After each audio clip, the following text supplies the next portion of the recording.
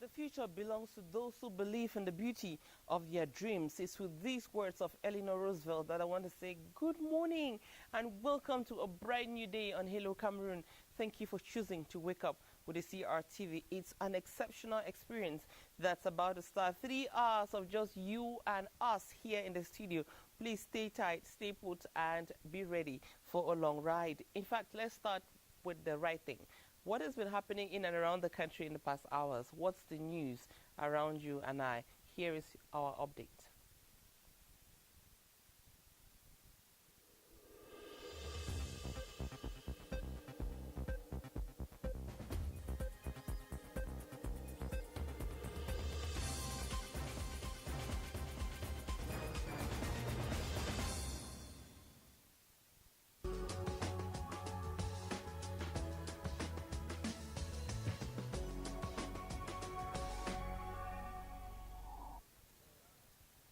According to security sources, the unfortunate incident occurred at about 3:30 a.m. Tuesday, May 6 at the Yademe neighborhood in Betua. Eyewitness reports say the 26-year-old woman called Zolokala Melin met with a man who is yet to be identified in a popular nightclub in Betua Monday night, breaking Tuesday. After both parties had finished having a good time together, the lady refused to go home with the man and instead took a bike in an attempt to flee. It was in that circumstance that the man, who is still at large, asked his friend to join him in pursuit of the lady. Information received from the 27-year-old commercial motorbike rider by name Mbongo Richard, who transported the victim, points to the fact that the deceased had instructed him to move faster than the normal speed to avoid being caught.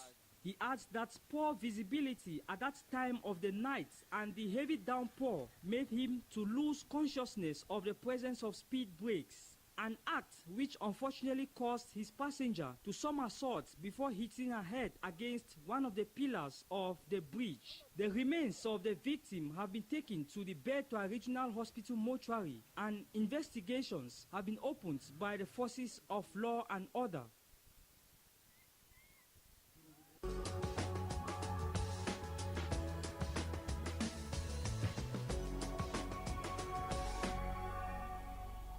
The launch meeting of the campaign in Gaundere was primarily to figure out better strategies to sensitize vehicle and motorcycle owners on how to obtain civil responsibility insurance and automobile stamp duty.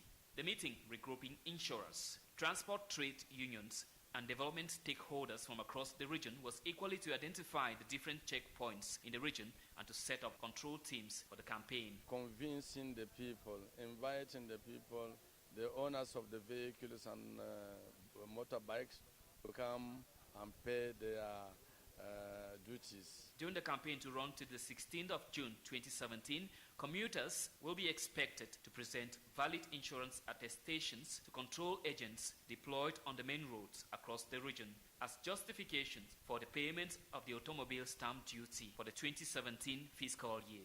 Vehicle and motorcycle owners in the Adamawa who are still to fulfill these requirements have been urged to do so or face sanctions. It's time for them to go and pay their stamp duties. The controllers will go out, and it's better for them to avoid meeting this control. The campaign, which kicked off throughout the country on the 1st of June 2017, is in line with a nationwide campaign to control the effective payment of automobile taxes through civil responsibility insurance.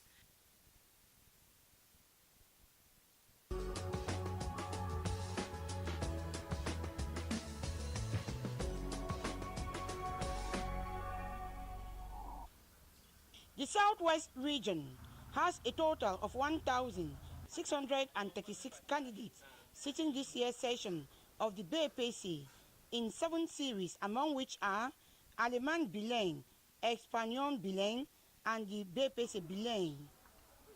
Bilingual Grammar School Moliko Sub-Center is one among those visited. Until now, we have not deployed any problem. The candidates started this morning with the writing of the étude de text, and now they are it's followed by mathematics. We have 410 candidates who are enrolled. Out of these 410, 24 are absent. That means we have 386 candidates who are actually present. The 386 drawn from 4 colleges, Bilingual Grammar School Moliko, GBHS Muya, GBHS Muyuka, and Mabiko Boya, are taking part in the exams in 9 halls, with each accommodating 50 candidates. The examination that started with étude de text, followed by mathematics on this first day, is rolling on smoothly. For the candidates, the first paper was within reach, but from the mathematics. The BPC is the French equivalent of the GC ordinary level in the English subsystem of education that begins next Monday, the 12th of June.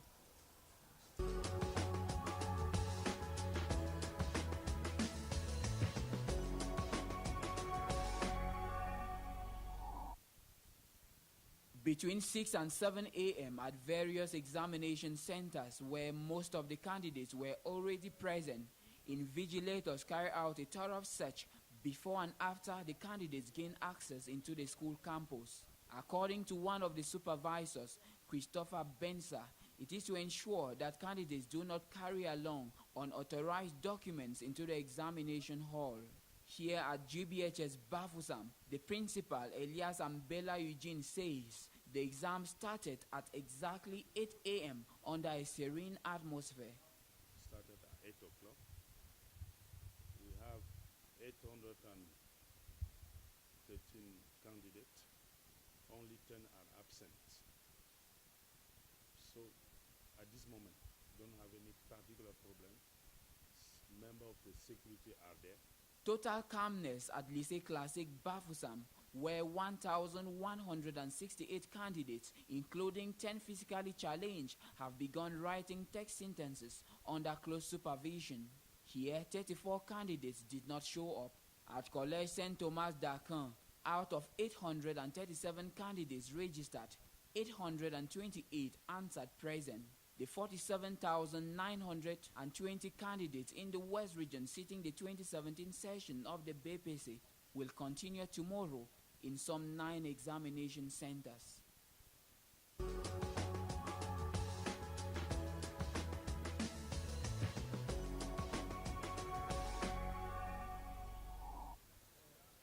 Elle s'appelait Méline Zolokala, 26 ans, originaire d'un pays voisin. Son corps sans vie, retrouvé sur le pont de la Diadombe, a été gardé ce mardi matin à la morgue de l'hôpital régional de Bertois par les sapeurs-pompiers. L'affaire commence avec la sortie de Méline d'une boîte de nuit située au quartier Yademi. Elle a dit que elle veut que je l'amène vite parce que la personne qui l'a donné à boire là-bas veut rentrer avec elle.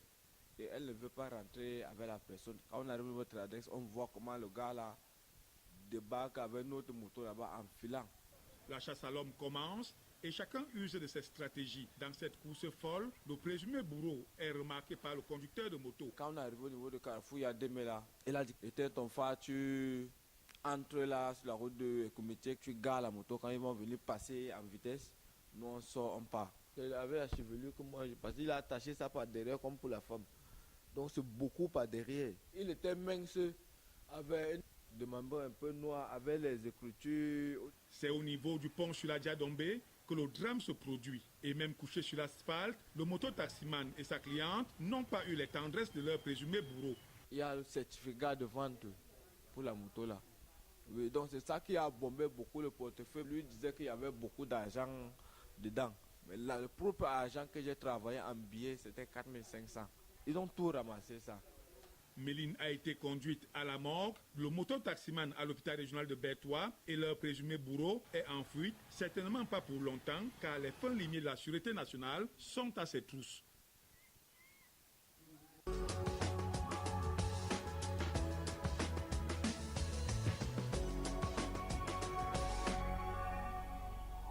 Il s'agit pour les participants pendant 15 jours de s'imprégner sur 3 principaux modules, notamment les méthodes de diagnostic des PME, l'ingénierie conseil et le montage du business plan. Il est question pour nous de mettre à la disposition des petites et moyennes entreprises agricoles et agroalimentaires des consultants pour que ces consultants viennent les former sur 3 domaines. Domaine de la gestion, domaine du marketing et les domaines techniques. Venus des régions de l'Ouest et du Nord-Ouest, les 20 consultants et conseillers seront outillés pour assurer la formation et l'accompagnement des PME.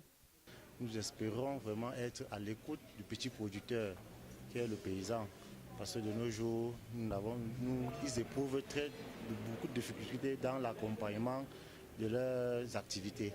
Le préfet du département de la MIFI, Joseph Tangwa-Fauveur, a invité les acteurs à s'impliquer activement dans les travaux afin d'acquérir des connaissances nécessaires pour permettre aux zones rurales de se muer en véritables entreprises pour l'amélioration des conditions de vie.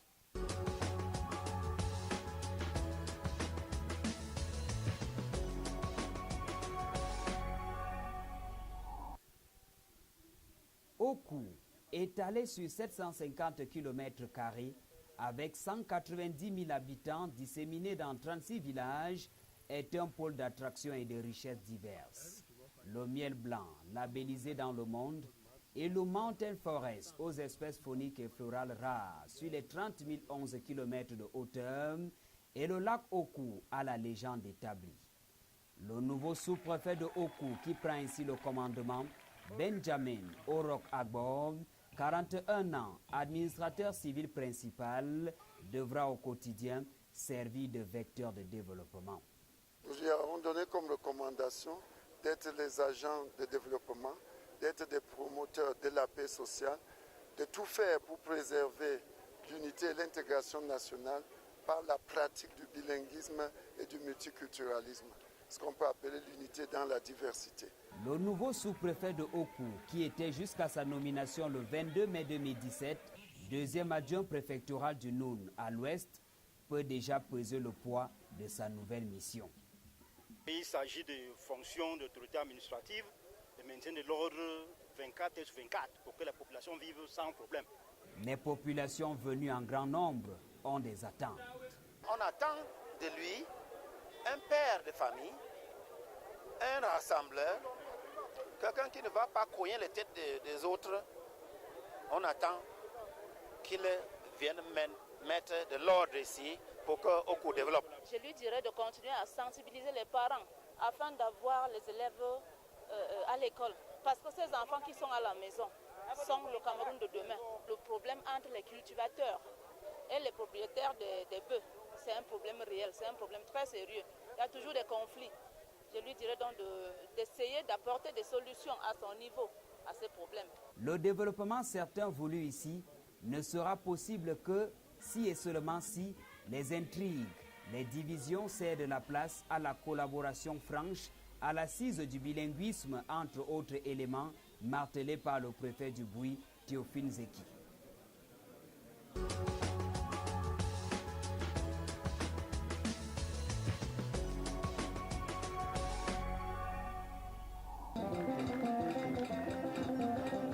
Célébration festive de la Journée mondiale de l'environnement à la place du gouvernement à Bononjo à Douala. L'élite de la ville, les autorités administratives, politiques et en charge de l'environnement dans la région du littoral, dans leurs différentes allocutions, reviennent sur la nécessité de préserver notre environnement afin de rapprocher les gens à la nature. Que ce soit pour la santé, que ce soit pour le bien-être en général, la nature a encore beaucoup à nous donner. Donc nous devons sortir de temps en temps de ce monde artificiel.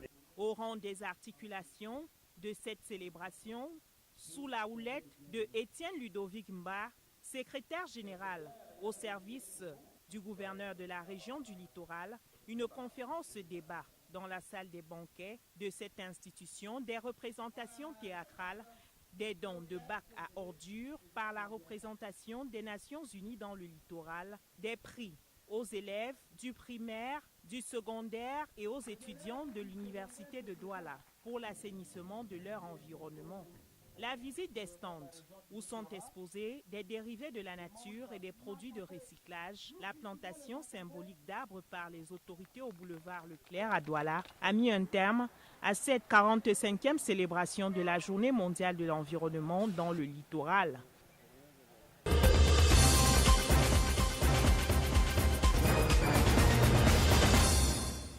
Now that you're updated about what's been happening in and around the country in the past hours, let's treat you to some music. And I'm about to talk to you about the man who's been singing for over 30 years, but who remains largely unknown. You know his face, his voice, because, of course, those two are legendary, have become legendary in the country. But his story, it remains a little bit of a myth. I'm talking about Romeo Dika, somebody who's been singing for the past 30 years and is still singing, but recently he was in the news because he offered his wife a television station. The latest baby in the audiovisual sector is Mango TV, but we're not talking about Mango TV right now. We're talking about Retro Clip on Hello Cameroon, and that's the face of the person we are focusing on today. Romeo Dika, he calls himself. He's been singing since 1986, and between 1986 and 2010, he had 10 albums on the market. He says each album he sold over 50,000 copies, making him the kind of persons that producers want to finance because, of course, you're sure that it is very certain that your money will come back with some bonus on top. Addition to the 10 albums and the over 50,000 copies per album that he sold, Romeo Dika has produced over 70 artists, and not any kind of artist, in the list of artists that he has produced through his label, Drip Production. He has Ben Deka, Grace Deka, Sally John, Monique Seka. You see that list? Just like that. Sally John and the list going forward. He was born, he's a Douala boy, but he was born in Abidjan, in Côte d'Ivoire. He was born in Abidjan. His parents were musicians. The father and the mother were musicians. So no doubt that he just loved music. And when he came to Cameroon and joined Lycée Maninguba, he naturally joined the orchestra of the school. After that, you know, when we're talking to you about Misengo Francois, we told you of how he started his career with Los Carvinos, a musical band at the time. Well, when that band changed its name from Los Calvinos to Misengo et Los Calvinos, Romeo Dika found a place there, and that's where he started serious singing. And today we've chosen a song that is like a song of all time, Amuto. It's one of his old songs, and it's a song that I'm sure will ring a lot of bell in your mind. But here is our retro clip on Hello Cameroon. Please just enjoy, sit back and remember old time and enjoy.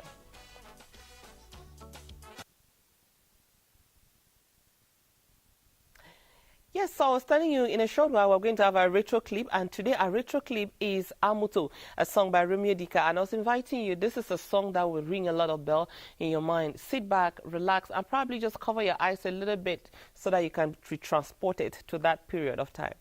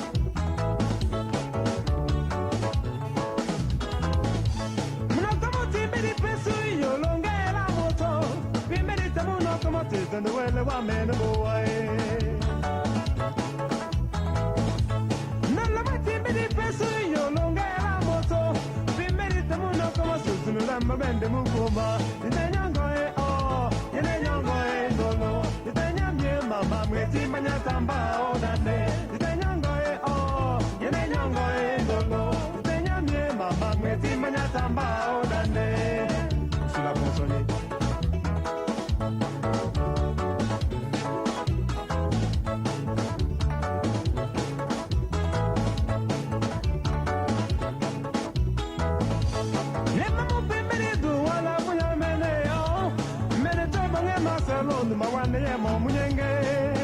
Tana no mama melonda ponde na pomie Lema mo pemere basa punya mene oh mene tonga no ga betanu mawane ye mo munyenge Tana no mama melonda ponde na pomie Lema mo pemere dida punya mene oh mene to babaranye na mawane ye mo munyenge Desali koko malonda ponde na pomie Ile mamu pemeli grabe munya mene oh mene to Carolino mawane ye mo munyenge de Carolino malonda ponde na pomie Wena marano amene ne bumamba Sumbe Le Kosalamboa est là toujours. Ouais. Original, 200%.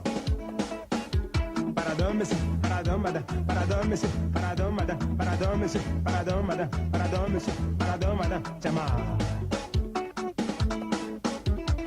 Jean-Pierre Lokoé.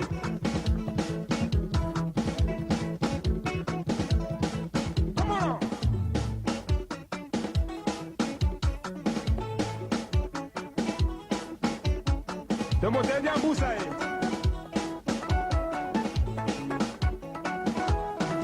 Yalongo.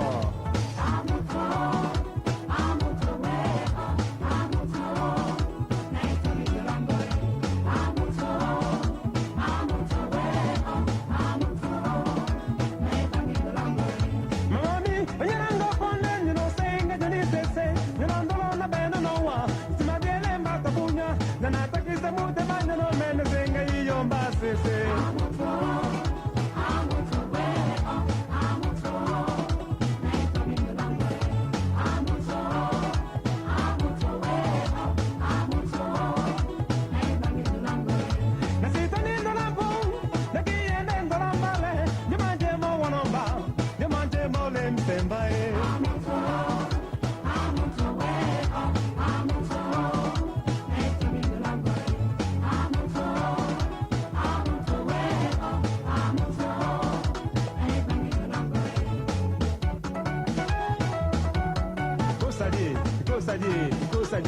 Kosalamboa Adani Lokoé Pepe Chama Sika Rico Zuma Sangaleur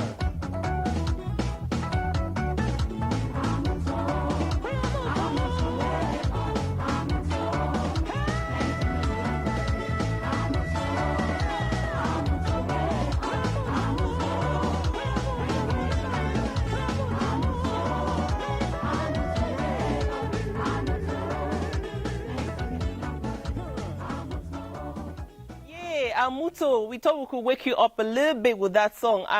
Of course, it's a song in time, and it stays. You know, each time you listen to a kind of song like that, there's no way you can avoid shaking your body and remembering.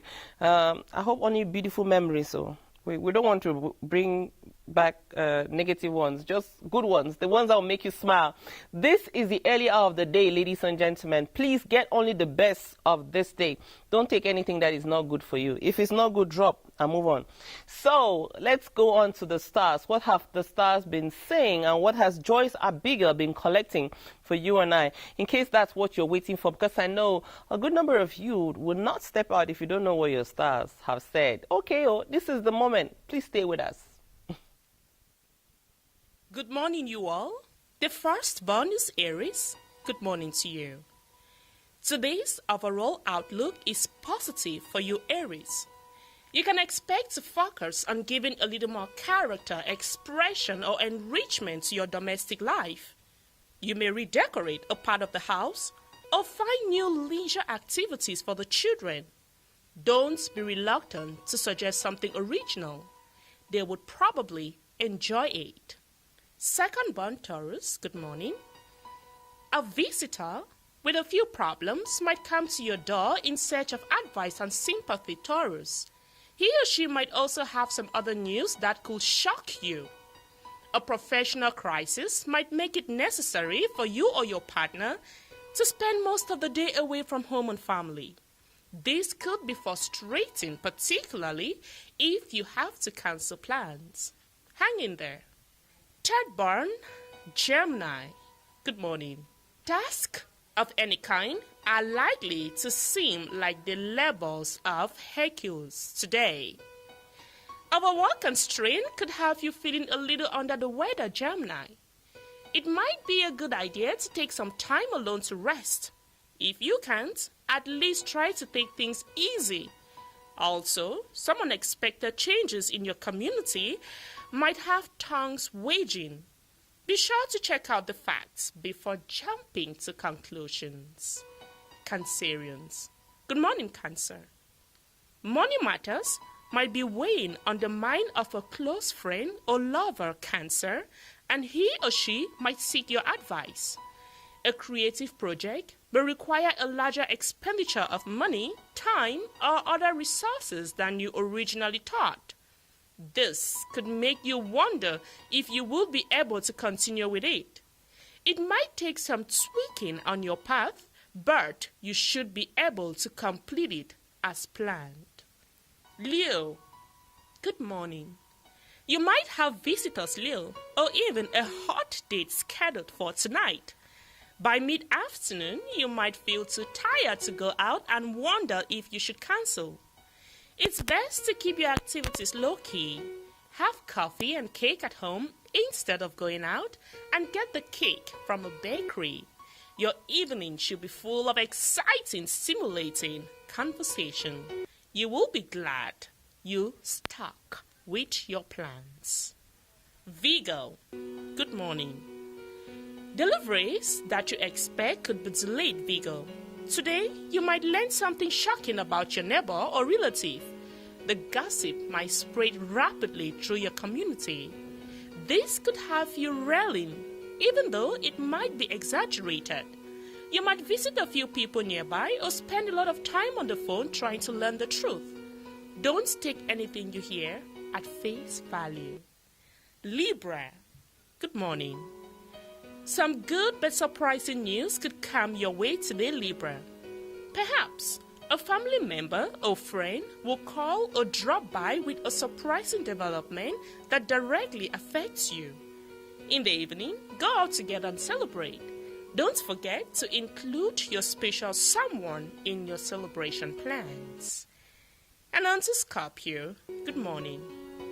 Today may start out frustrating, Scorpio. Be prepared. Some equipment might go on the blink and it could take a while to get it fixed. A temporary separation from your partner could also be disappointing. You may have a lot of physical energy for which you have little immediate outlet. Take a long walk. This would not only provide an energy outlet, but also clear your head. Sagittarius, good morning. Your level of artistic inspiration is high today, Sagittarius. Dreams or meditation may bring up some spiritual insights and revelations, and you may promptly forget them upon coming out of your dream or meditative state. This could prove frustrating. Try writing them down even if you only remember snatches. This can help bring to the surface again. You would want a record of them. Anyway, now we are on to Capricorn 10-born. Good morning. Some upsetting news regarding money could throw you into a zither today, Capricorn. Perhaps a check you've been expecting hasn't arrived on time. Maybe the bank has made an error regarding your account. It isn't anything that can't be straightened out, though it's going to be a pain making all the calls. Basically, all should be going very well for you. This is only a temporary setback. Acquirers, good morning. A setback in your career might have you feeling disoriented, acquirers. Equipment might be involved. Don't go crazy, it's only temporary. Your determination, efficiency, and practicality should take care of it in no time. Basically, you're probably feeling optimistic about the future and unlikely to change that energy anytime soon. Try not to worry about problems today. Spend time relaxing and enjoying the company of friends and family. Pisces, good morning. A delivery that you are expecting from far away might be delayed, Pisces, causing you to wonder if it might have been lost. It hasn't. Unfortunately, there isn't much you can do but wait. Mechanical equipment could also go out of whack, necessitating a call to a repair service. This could set you back and make you antsy. Try to find something else to do. That is it as far as your horoscope is concerned today. But guess what? Happy birthday! Those of you who are born today, let's talk your positive and negative traits. So if you're born today, these are some of the most eager natives, and their optimism can be contagious at times. Some others might believe they are too rapid to accept challenges and take speculations, but this is exactly what makes them glow and display their creativity. They are kind and altruistic beings, and not only with people they already know. They seem to path new settings rapidly in quiet and instinctual manner.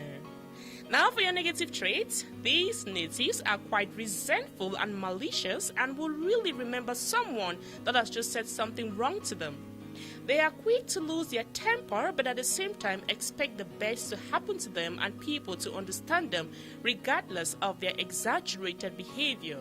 They are easily distracted and often find themselves in a situation to abandon things halfway through.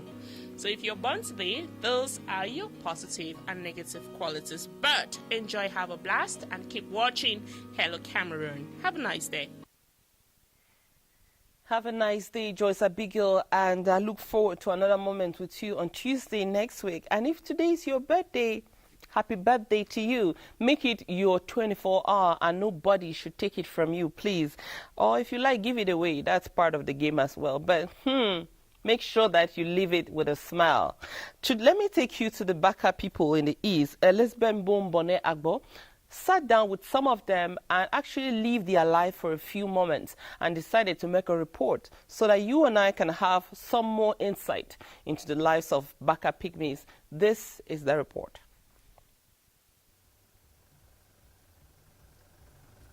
Hello, welcome to Mayos. Mayos is a locality in the Opanyong division in the East region.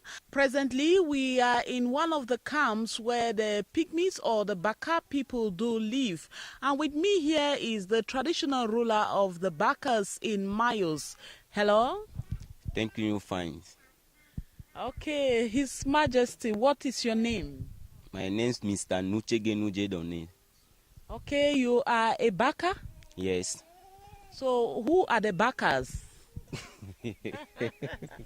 As you can see, the chief of the Bakas, His Royal Highness Nuchege Didone, tells us that he is a Baka pygmy, but he got his name from a Bamileke native who brought his parents all the way from the forest to this locality of Mayos where they are presently. Unlike in the past, today the Bakas can now cultivate their own farms. They have moved from subsistence agriculture to large-scale production. In the past, they used to cultivate just behind their houses, but nowadays they go as far as cultivating 2, 3, 4, and 5 hectares.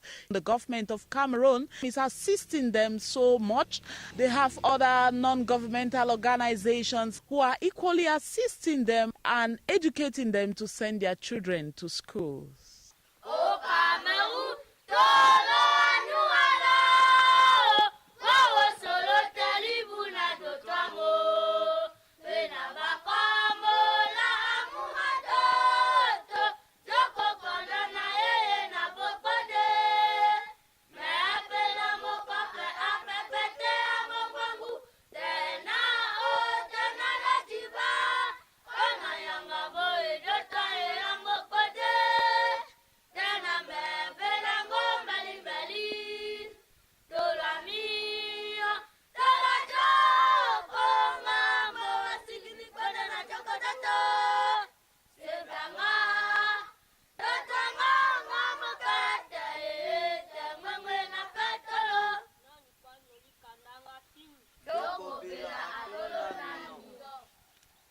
Ici, c'est moi à Mayos. Nous vivons ici, il y a 4 familles. Dans les 4 familles, il y a 3 familles Baka et une famille Bantou qui cohabite avec moi ici dans mon village Mayos. Baka, c'est une nom qui est venue dans l'émission. Le missionnaire a dit, bon, le peuple pygmée que tout le monde connaît, ce sont eux qui vivent ici, dans le village Mayos, qui a presque 450 habitants.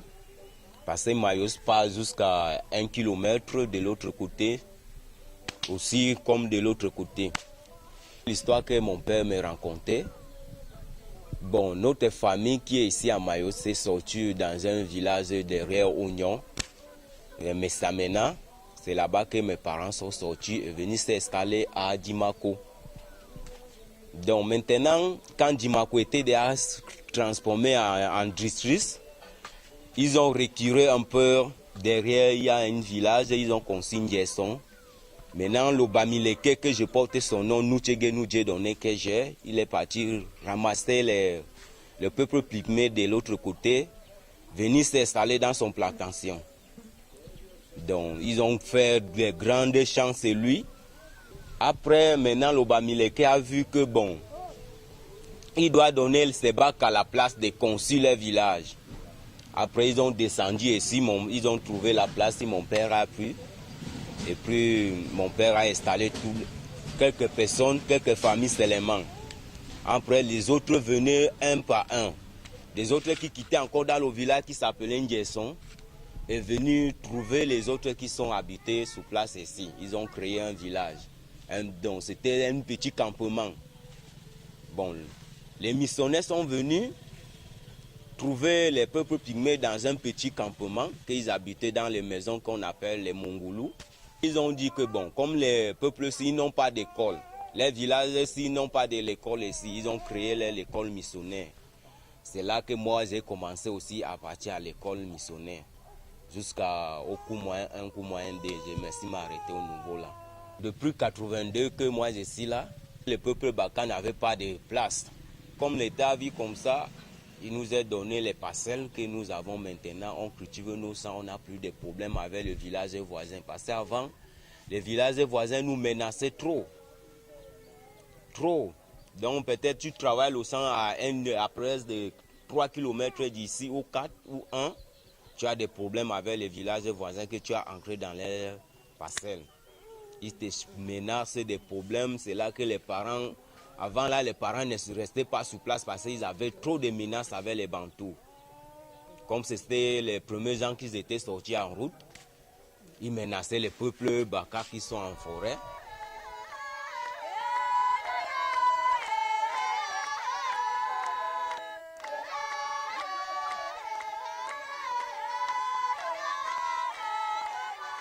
Nous vivons ici bien parce que quoi, les enfants vont à l'école.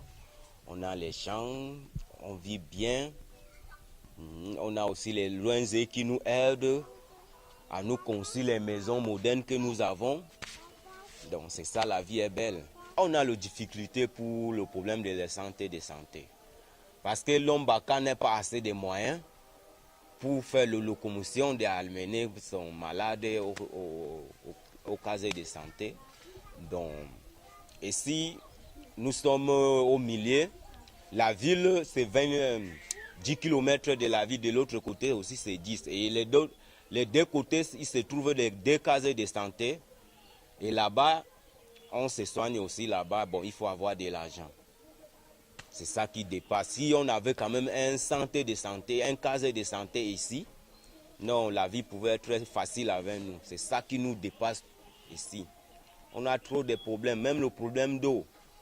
L'année passée, même on a eu presque 5 enfants décédés avec une choléra parce qu'on consommait de eau sale.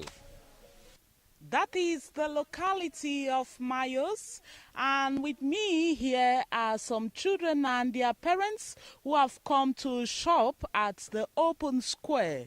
The women have come to look for second-hand dresses for their kids, and as you can see, they are all enjoying the bright color of the dresses. Mayos is a beautiful locality. Mayos is the habitation of the pygmies, the Baka people. They are grateful to the government for that which has been done to them to ensure their development. And as Oliver Twist, the people of Mayos are expecting many more assistance from the government. Elizabeth Mbombone Agbo, Thierry Atangana, Enes Sanjong, Mayos, CRTV. Hello, Cameroon. Hello, Elizabeth. A happy day to you. And of course, thank you for this moment with the Baka people. And it's good to know, though, that people evolve, that they move, and that today you can have a Baka who is called a name that sounds pretty much like West Cameroon, you know. That's Cameroon. We are such a mixture. All right, let's have, before we discover a guest that we have here on the set with us, last Tuesday we were telling you about our talking point, and we said our new number is 663039233. I'll give you that number again in the course of the program, and we were asking you to tell us what you think of what Malox Loviber said of the late prelate, the late bishop who died recently. And we have one reaction that I want to share with you first before I let you know that you can continue sending your comments to us. This is coming from Zamatu in Kumba. Zamatu says, I want just to tell you that this Malox guy has an expired element in the head already. It did not surprise me when he made the stupidity. Okay, for you it's a stupidity. I reserve my own comments though. She says, just die hard and watch his music. Okay. I can tell you though, I haven't been able to listen to Malox Loviber or watch any of his songs after that comment. Maybe I will be able to tie hard after, but I'm still struggling with it. Send us your comments. Let us know what you think. I've been asked to repeat what he said, and I'm unable to. I'm sorry. Just we're in an Android age. Go to internet, your phone or whatever, ask a neighbor. It's all out there, and they'll tell you, and then you tell us what you think about it. But it was gross. It was really out of place as far as I'm concerned. All right, while you're thinking about it and trying to send us a text message, we have with us Mr. Robert Ngambi Dikume, who is president of the Bele Bele community in Yaoundé. He's also co-chair of the Bonador Cultural Days that will be holding here in Yaoundé on the 9th and the 10th. Good morning, sir. Yeah, good morning. How are you? I'm fine, thank you. All right. When I was talking about Malox Loviber, you had a smile on. Are you informed, updated of what he said? Oh, I'm sorry, I'm not updated, but I was actually amazed by the comment of what our interview was saying. Yes. That he has expired element in his head. Well, sometimes when you say some things, people think some ways about you. Let me put it that way. Don't kill me. All right. Well, we're here to talk about the cultural days of the Bonador people, the Bele Bele community, and the Bell. Yeah. Is that so? Here in Yaoundé. Yeah. First of all, though, just situate us. Who are the Bonadors? Well, the Bonadors are a community within Douala. Actually, they are the indigenous of Douala, beside the Bonambela and the Bonebele and the others. Okay. And what they have in common is that they have a common ancestor who was called Doo. Okay. And they are settled in the two sides of Vori. Some are in Bonaberi and others are in Bonanjo, Bonapriso, Bonaduma. So we in Yaoundé we have two associations. They are sisters association, the Canton Belle and the Bele Bele. This time around we have deemed it necessary to come together to celebrate not only our being together, but also to see how we can come together to forge ahead, not so only in terms of our cultural promotion, but also in terms of socio-economic development. Okay. When you have sister organizations like the Bele Bele and the Bells coming together, what kind of cultural moments are we expecting to see? We know that Douala women, they are very pretty women. They know how to put things together. But give us an idea of what this cultural moment is all about. Well, it's true. When Cameroonians know Douala people, like people, what they know most in terms of dances, they know Makossa. Absolutely. But behind Makossa, you have what in the other parts of the country, on the underside of Mongo, they call Malay dance, Miengo dance, and we have the Sewe, and we have many other things that those who will be fortunate to be with us on the 9th at the National Museum will witness, and I want to believe, if you can believe me, they will not be disappointed. If you say the Malay, the Sewe, and of course the Makossa, it's surely going to be a good moment of enjoyment. Yep. All right. So do you want to say, how do you say good morning in any of these languages?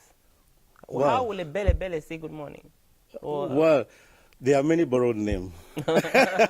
Because one borrowed name is Mone, which actually derived from good morning. Good morning, yeah. That should be but, from... in the tradition, what we usually do is that when you wake up, when you see your brother, you see your sister in the morning, you want to know how he or she spent the night.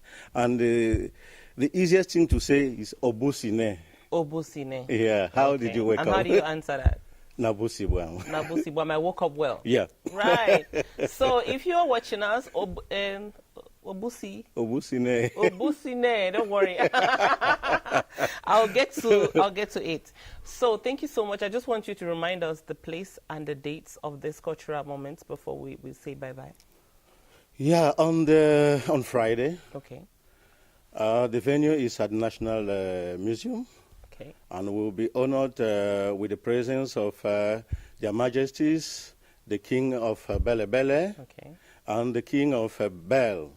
We saw them in picture a while ago while you were talking. They are coming to bless this occasion, and we are so honored. We want to thank them very much. And we have this cultural animation there from 2 to 6 at the National Museum. Then the next day on Saturday, where we are going to crown it all with, well, another cultural part of it at the Red Cross. Okay. Yeah. All right. Well, it's definitely a moment in color, and color like Cameroonians know how to paint it. Thank you very much for coming on the program, Mr. Ngambi Dukume. We wish you a very colorful and exciting moment. Thank you for welcoming us, and we take this opportunity to invite all other Cameroonians. It's not only an event that concerns the Bele Bele and the Bell, but it concerns also the native of Yaoundé, because some of the traditional rulers of Yaoundé will be here. And we also want to take this opportunity to commune with all other Cameroonians, because if we have decided to start with the Bele Bele and the Bell, it is because we want to to round it up not only with the Douala people, the Sawa people, but all the Cameroonians in short, so that together we'll build a strong and prosperous Cameroon. Definitely. A strong, beautiful, and colorful Cameroon. Have a beautiful day. Thank you so much. I'm going to lead you to discover with me an actress. She's called Adele Dikana. Adele Dikana says she likes naughty roles in movies. If you're thinking of casting this beautiful lady, give her the naughtiest role and she's up to task. She also says she's been in over 7 movies, and the most challenging movie she was part of is called Triangle of Tears, because she was a character in that movie that spent the whole of the movie in a wheelchair, and she also said she felt like she spent all of that movie crying as well. And it was challenging to be able to depict a character that is physically challenged. Well, this is Adele Dikana in the artist page telling us much more about herself. Just enjoy.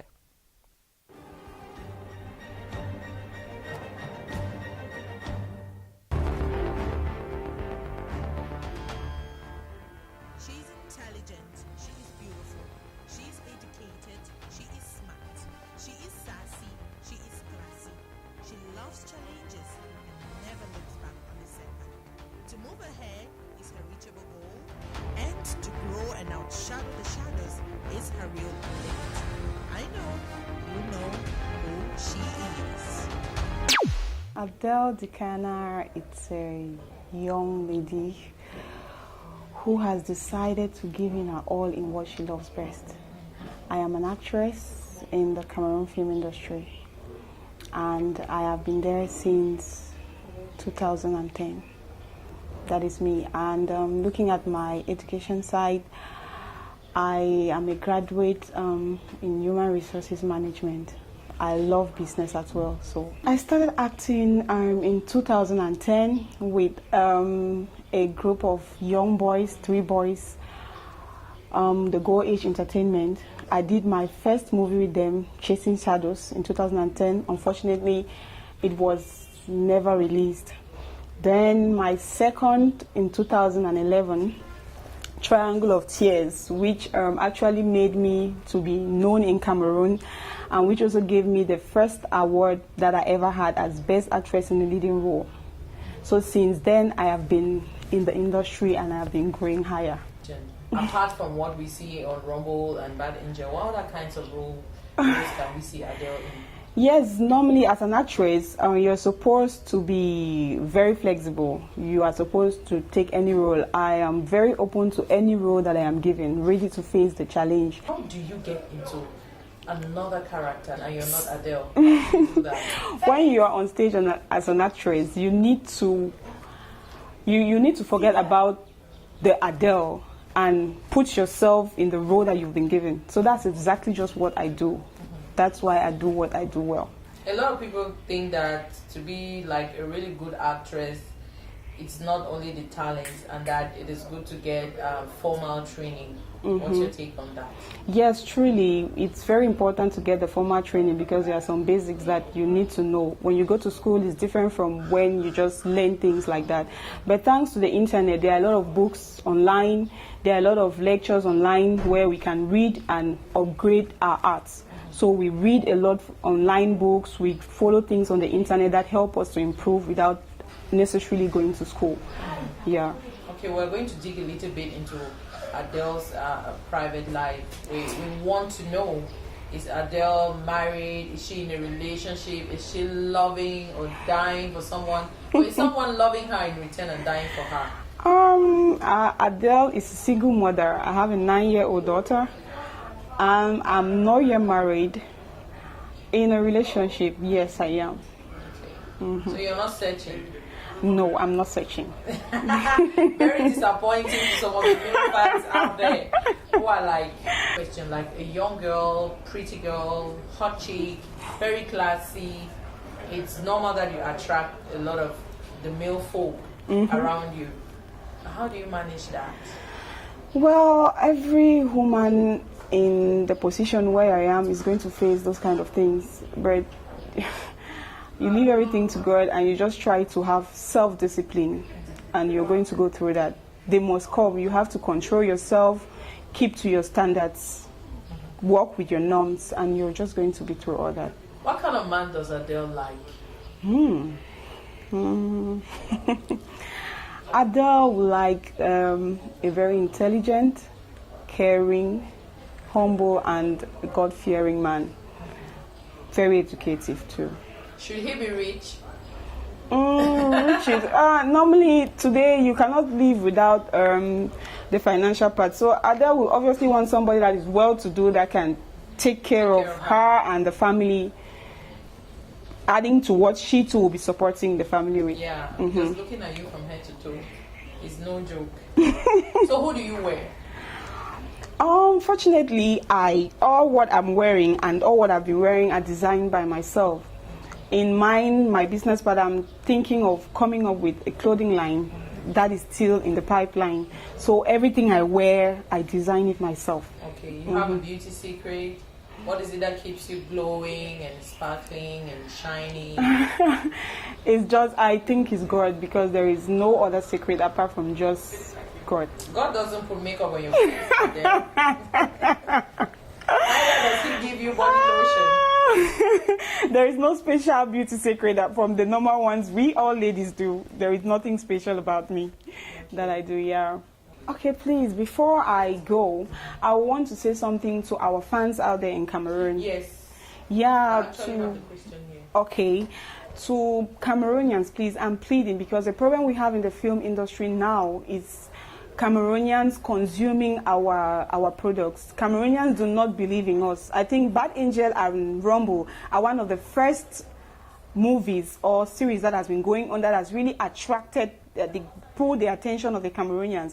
But besides that, they don't believe in us. If you go to somewhere now in town and you have to interview like Adele Dikana, don't worry, we heard you, lady, and you spoke loud and clear. Now it's 1 minute after 7. We're sorry for that, and it's time for us to give you news. Elvis Teke is right here. Please, news time.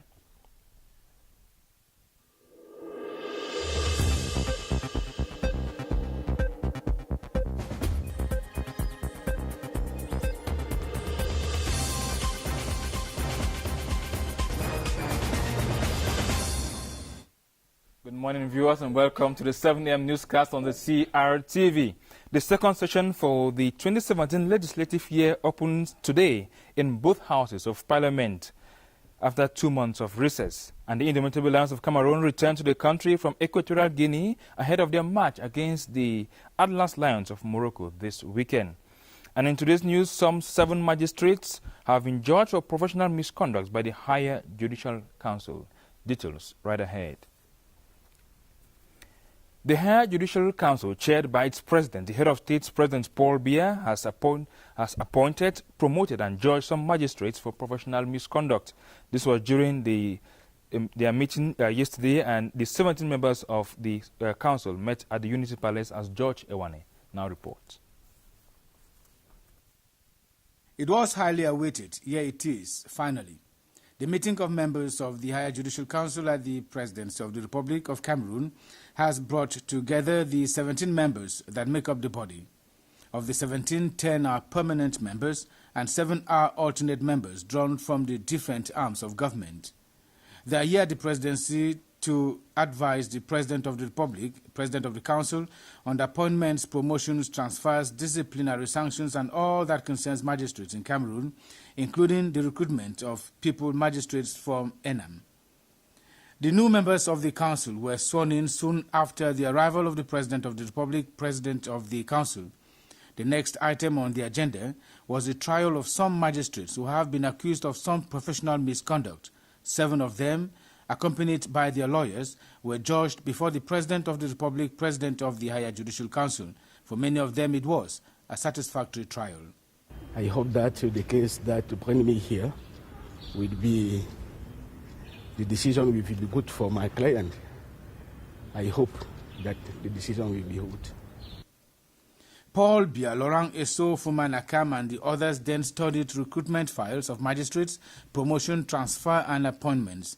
It results from their decision that the bicultural and bilingual nature of Cameroon was taken into consideration in the choices made. You will see for yourself. The Higher Judicial Council proposes, and the files are handed in for the signature of the President of the Republic. So, we will know about that as soon as it is signed. At the end of the deliberations, whose results, when made public, will change the lives of many magistrates in Cameroon, Paul Biya and the other 16 members took a family photo to immortalize the day. Anxiety is mounting, expectations arrive in the ranks of the magistrates, and their time is now. The 2017 edition of the Day of the African Child was launched yesterday in Bolova on the theme, the 2030 Agenda for Sustainable Development for Children in Africa accelerating protection, empowerment and equal opportunities for children in Africa by 2030. It was launched by the Minister of Social Affairs, Karen Ngene, as Rianatu Sali tells us. They are black, they are beautiful, they are African. These students of Ebolova have come out in their numbers to be part of launching activities marking the celebration of the 27th edition of the Day of the African Child with a special call. I used the opportunity to tell the Minister of Social Affairs the children in the South region still suffer from under education. They also lack parental guidance because most of the parents are used to abandoning them and going for greener pastures. Through sketches, the children reminded government of their rights as prescribed in the Millennium Development Goals, like the right to education, health and security. The general objective is to mobilize the national community around the concern related to children's rights, to his empowerment and his protection. We really wanted all the actors to carry out some actions, which guarantee the promotion of the rights of the children. Mosquito nets were also handed to some social centers as sidelines of commemorative activities. Others will include an exhibition at the National Museum, dubbed the Boulevard for the Protection of Children, and the 19th session of the Children's Parliament to take place at the National Assembly. The Day of the African Child takes place every June 16 to mark the Soweto massacre, in which hundreds of black children, protesting the poor quality of their education, were shot. Same light, the people of Mayo Misala in the Jan Lobo division of the South region have been encouraged to protect the rights of the African child, especially those of their region. This was during commemorative activities of the Day of the African Child, as Clarence Aze tells us. The target last year was to plant 17,000 trees in the South region. Unfortunately, only 1,716 trees were planted, as only 4.9 million out of the 17 million CFA francs set aside for the purpose got consumed. The feet-dragging attitude of stakeholders has been shamed. Many people was thinking that money they was given was to put in their pocket. They was not putting in mind that there will be a follow-up of the activities. That means that when we started to ask questions how the activity is going on, people just discouraged and said they don't need it more again. In 2017, the Ministry of Forestry and Wildlife has opted to work with the Kribi City Council. A convention worth 10 million francs has been signed, and the Kribi City Council is expected to plant some 10,000 trees to curb the adverse effects of climate change already visible.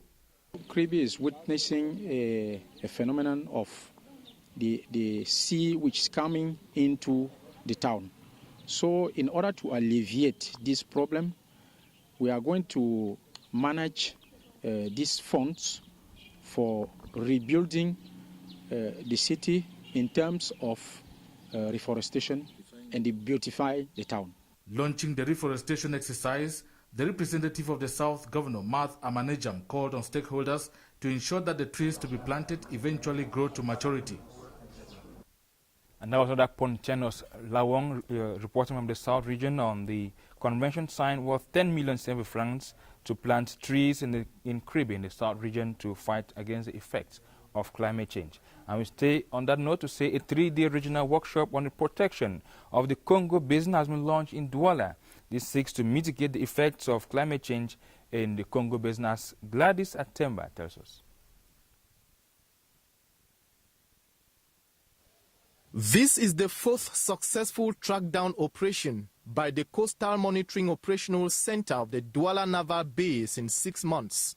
A track record reminiscent of the intensity of illegal fishing within the exclusionary fishing zone of Cameroon. The vessel was in the illegal area, in the forbidden area, making fishing activities. Because of this kind of threat, our hierarchy put some tools to monitoring all this area. Close to 5 tons of fish of varied species were dispossessed from the 10-man team of defaulters, amongst them foreign nationals. We are going to seize the product and the product will be sold on auction by a commission that will be put in place by the Vori SDO. And secondly, there are sanctions that are being applied to the company that owns this fishing boat. According to the Regional Commission of Fisheries for the Gulf of Guinea, about 12 fishing vessels belonging to foreign nationals were searched in 2014 and 2015 in the Cameroonian offshore for illegal fishing. Fishing there, and we take you out of the country now to say 12 people have been killed and several others injured in twin attacks in the Iranian capital, Tehran.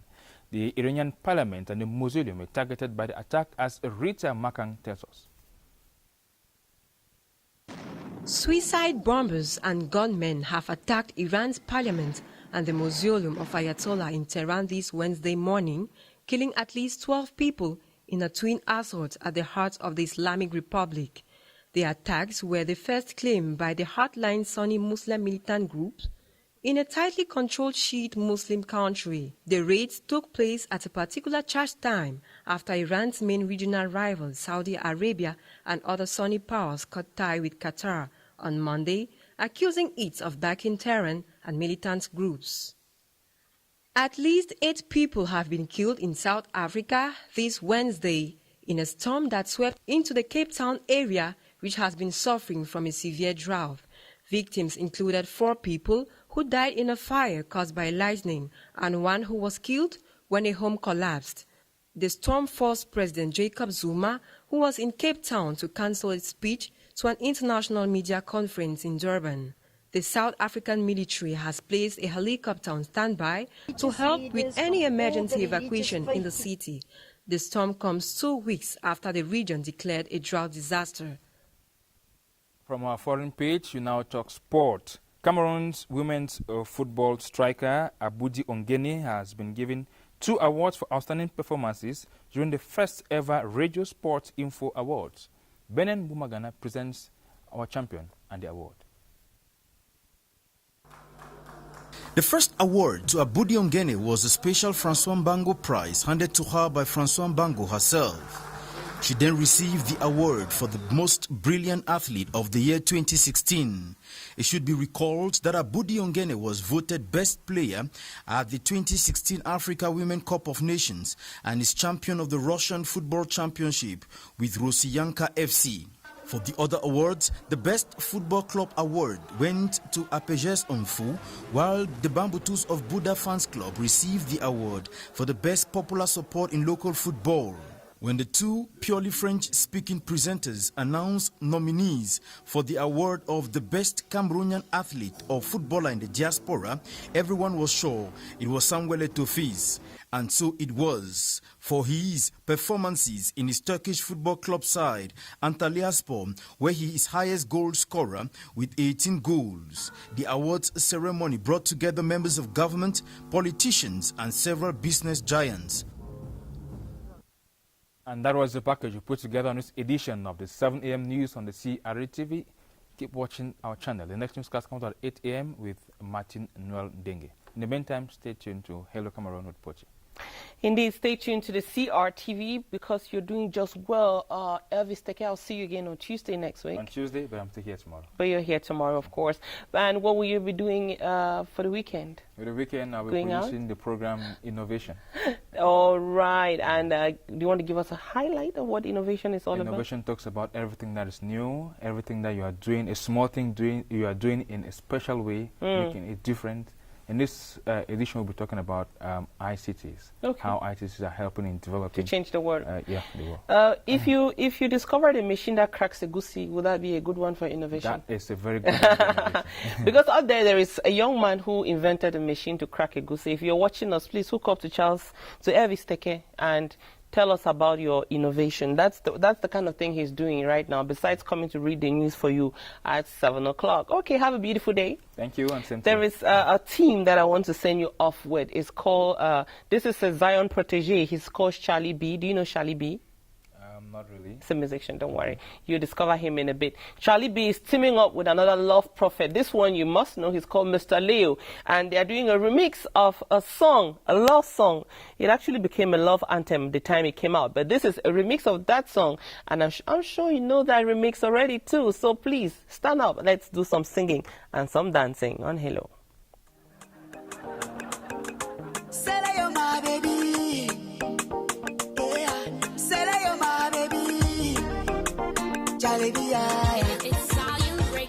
Mr. Leo in the floor with the remix. He love my baby, oh. He love you, my baby, oh. He love my baby, oh. He love my baby, oh. On that song. Yeah, mama don't like me. Yeah, papa don't like me.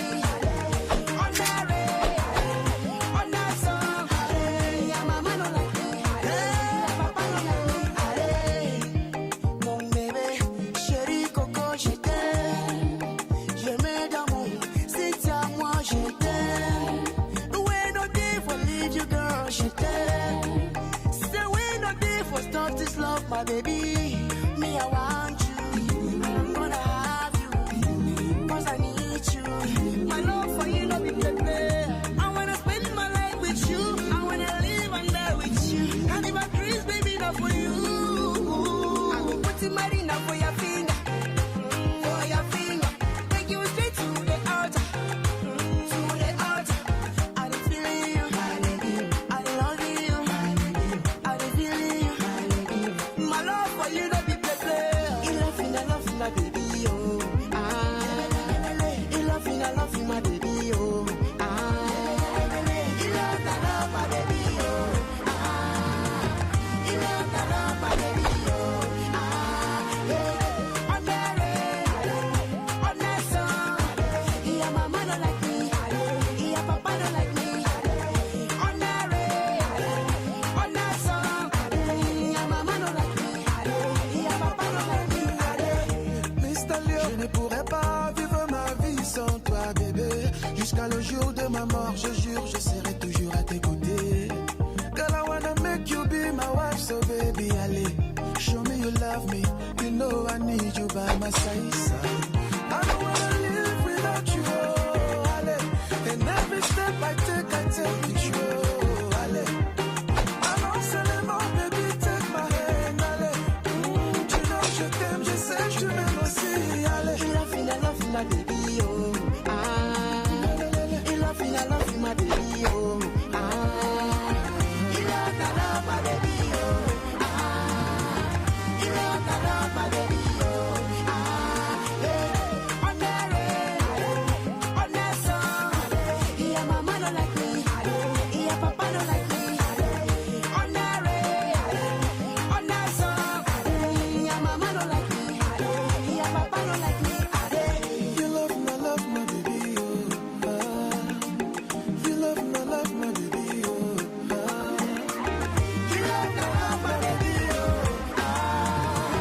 You love my baby, oh. On that song.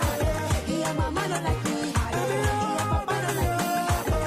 On that song. Yeah, mama don't like me. Yeah, papa don't like me. Salatiel on the beat.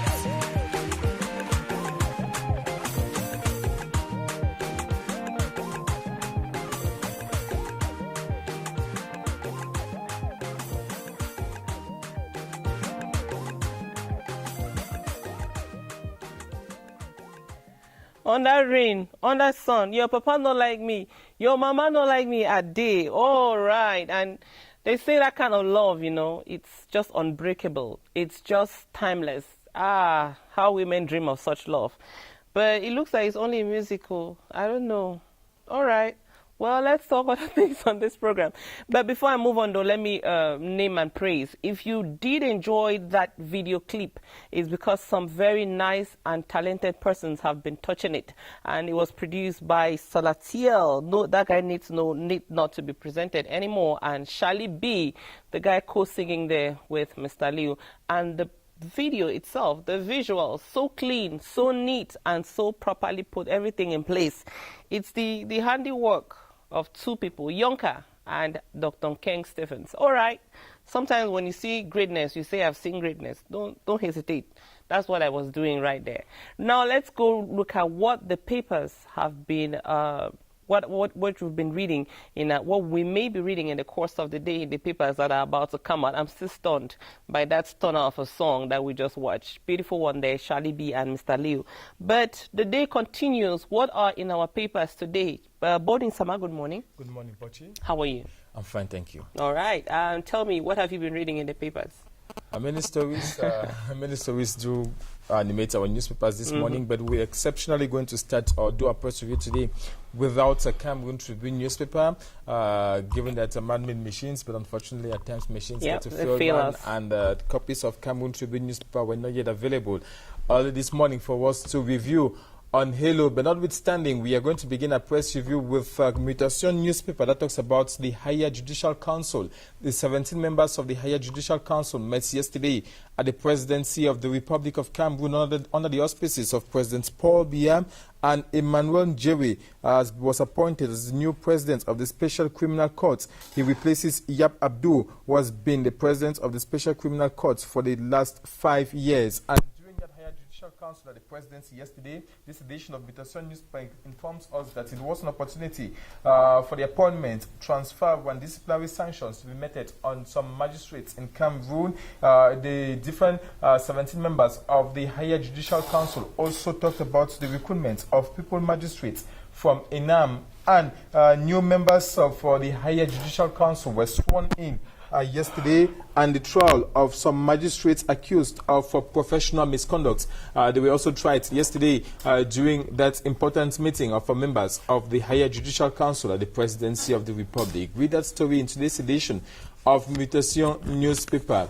That paper paves the way for us to talk about today's edition of the Guardian Post newspaper. On its front page, it talks about the Anglophone crisis with this case in court, saying that the court rules Agbobala, Dr. Fontem to remain in jail. They were asked for conditional bail to be granted. Unfortunately, the bail was denied alongside to Dr. Bala and to Dr. Fontem rather, and Agbobala, and 25 other persons remanded in custody here in Yaoundé. And this edition of the Guardian Post news also tells us that Mancho Bibixi stunned the court as he showed up barefooted, and the case has been adjourned to June 29, 2017, given that persons standing trial with charges that may lead to either life jail or death sentence may not be granted bail, as per what is published in this edition of the Guardian Post newspaper. It is a similar story you can read in the latest edition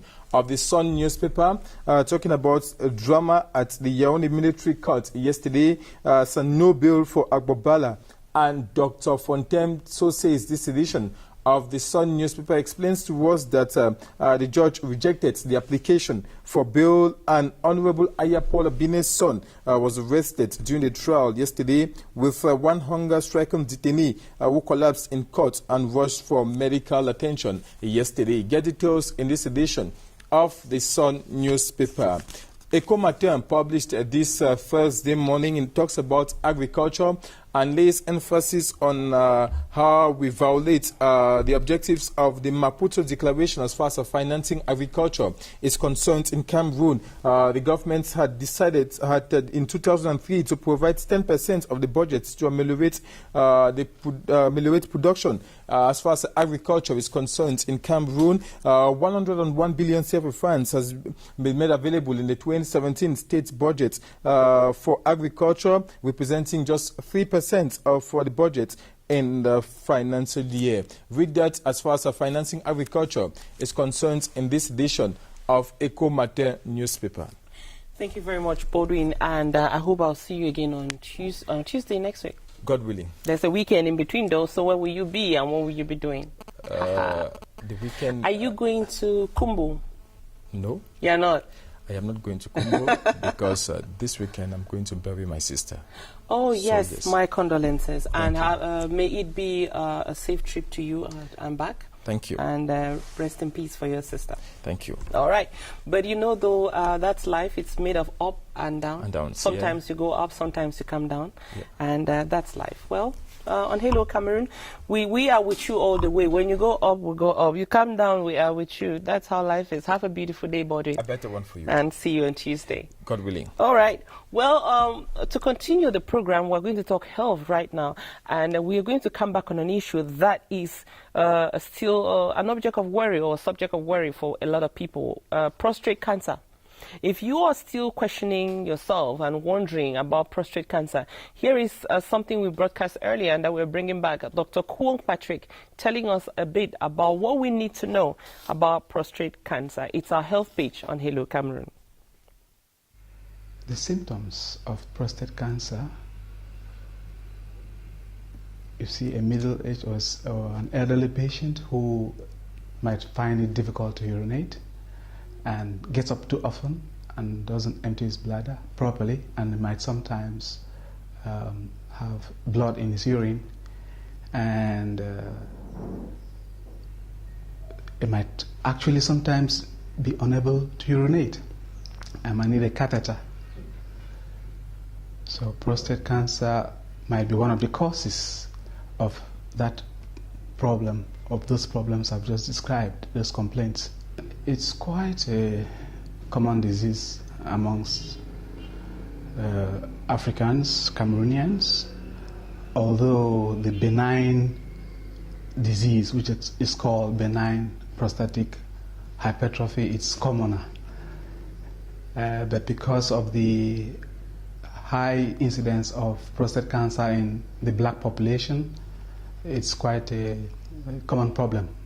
Physical examination, especially a rectal examination, will help us distinguish between benign disease, which is called benign prostatic hypertrophy, and cancer. By the time a doctor or myself inserts his finger in the rectum, his gloved finger of course, the nature of the prostate will let us know whether it's cancer, or you have an idea whether it could be cancer. But you need further tests to confirm the diagnosis of prostate cancer. The incidence of prostate cancer in parents who have had prostate cancer is high, but it's not direct. It's not a direct. It's not automatic. But if your father has had prostate cancer, or any of your uncles, you have a higher incidence of developing. There's a higher probability that you can develop prostate cancer. Having a moderate life, drinking lots and lots of water, eating lots and lots of vegetables, carrying out a lot of physical activity and sports, all these factors will help prevent prostate cancer. Prostate cancer is one of the kindest cancers you can think of. It suffices for you to make a diagnosis in time, and then treatment is available. Unfortunately, quite a handful of our patients come a bit late, but even those patients who are seen a bit late, if you make their lives comfortable by using urinary catheters or carry out minor procedures to make sure that they can void properly, treat all infections, and put them on anti-androgens. There's a treatment which you can give which can maintain the patient. I have lots of patients who have lived for more than 10 years with prostate cancer. I actually have one who has lived for 12 years following treatment. So I usually encourage all my patients to have hope and keep their appointments, do their PSA count value regularly, and take their medication, and most patients actually do well. Prostate cancer is very common amongst Africans and people of African descent. Even in the United States of America, the incidence of prostate cancer in the African American population is very high. Followed by those in Asia, and then the least they are the Europeans. So, for some reason or other, research is still being carried out to find out exactly why it's so common amongst people of the of black descent. It could be genetic. Anybody who has had a relative, an uncle or a father who has had prostate cancer, it is good to check your PSA, prostate specific antigen level, at least once a year from the age of 40. But for the other who are not exposed, it should be from the age of 50, once a year. All males of African descent, Cameroonians, should check their PSA once a year.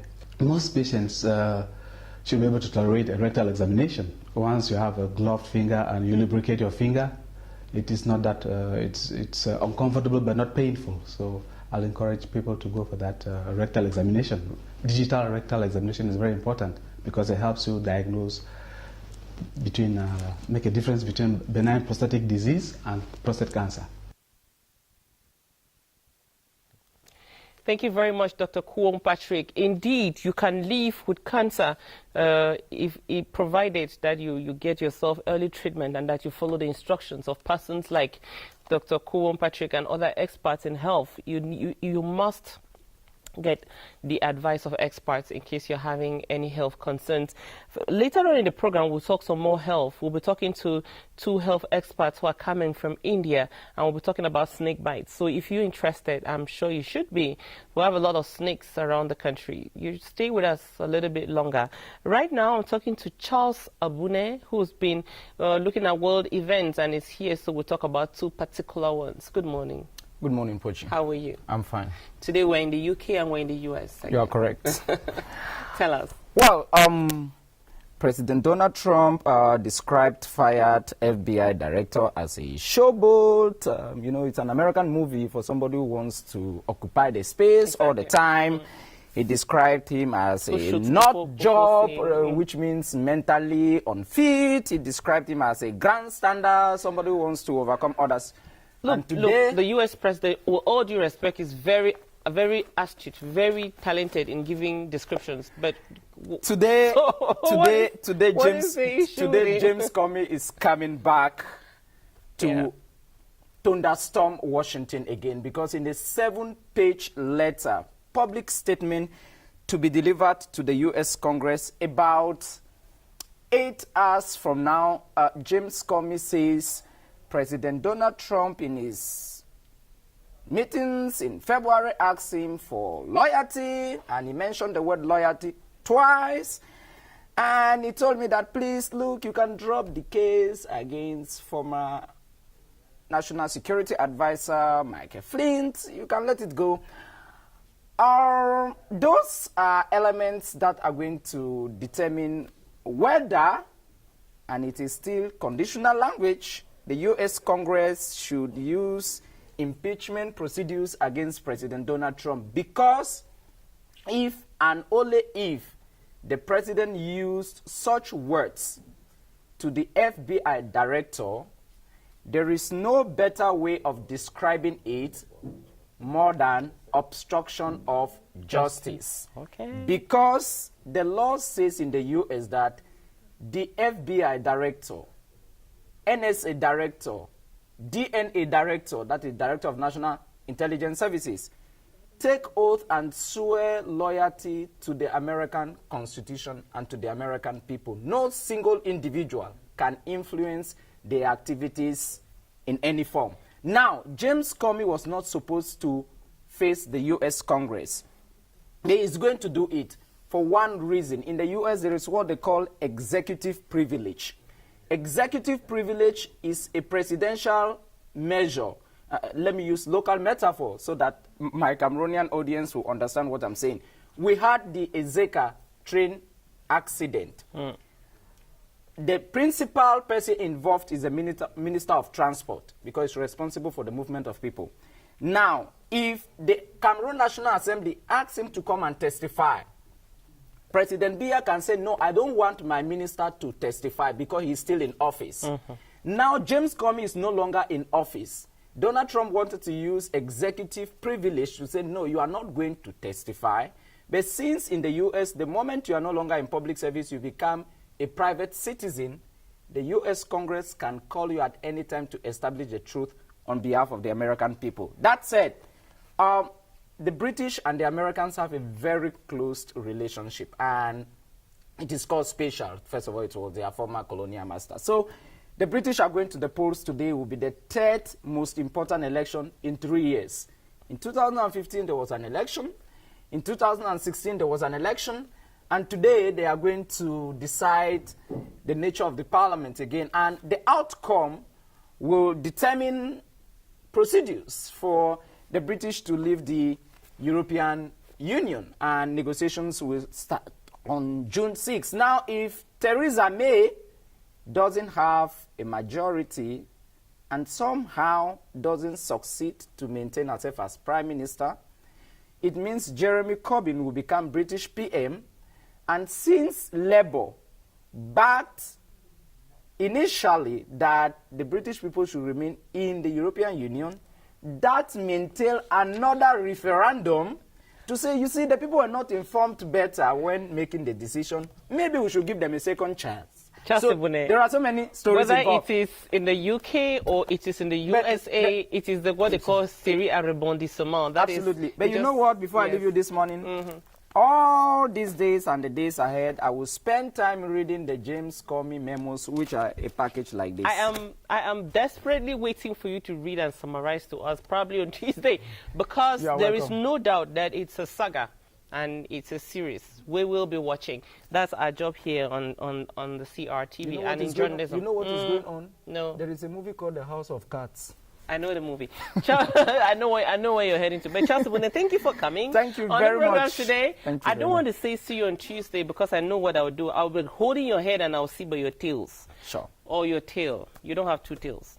All right. Have a beautiful day. Yeah. And I'm not giving you my fruits. Oh my gosh. All right. Please run with it. Have a beautiful day. And the guy who said I should give you this mortar for 1 month, he was so right. Anyway, I'm Charles leaving, Abune, bye-bye. unceremoniously. And see you again on Tuesday. I'm sure you'll be here on Tuesday. Okay, there is a park. I think we're going to discover a park. It's called the Kimbi Park in Bamenda. This is a report done by one of ours, Dixon Ashu, in the Northwest region.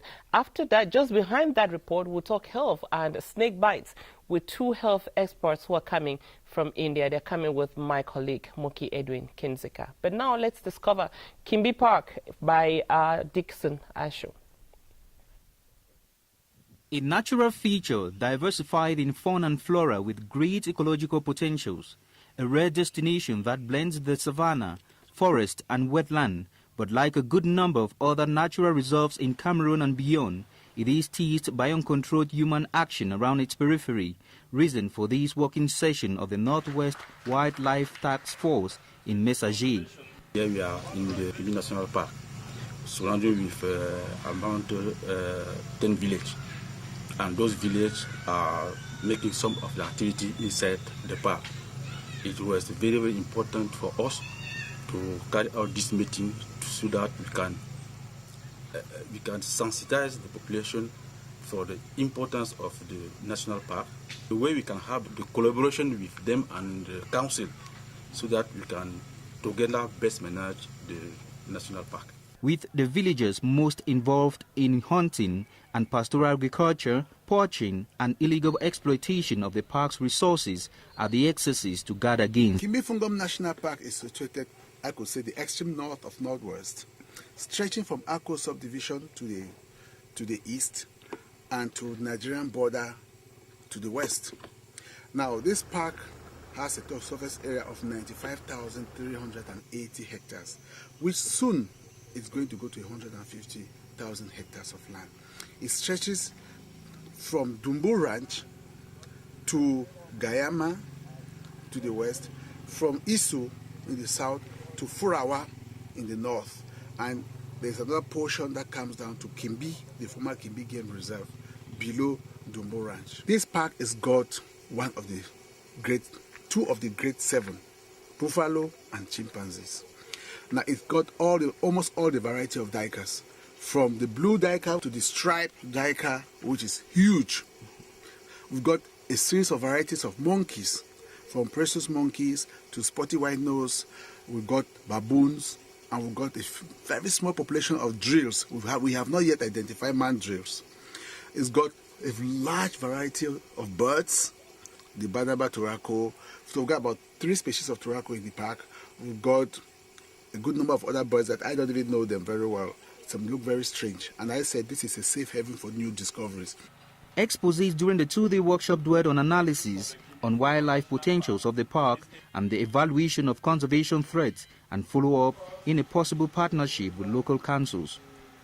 I have guys trained by the chief of forest here who is saying that we maintain our forest. We have a reforestation, and again we have these guys all over the municipality, especially towards the park, where we see that people don't go fishing with poison, where we see that people don't go with chainsaw destroying all the trees, and we make sure that those braziers, we don't like them going to be making fires carelessly. So we struggle to see that all that is there is maintained for posterity. Allowing it, we may have to lack all the species which are there. We have a lot of buffalo in the area, and there are people who have been smuggling and dealing away with them, but we are struggling to see that doesn't continue. We really have means to train more people to save, to watch over the activities in the park will be helpful.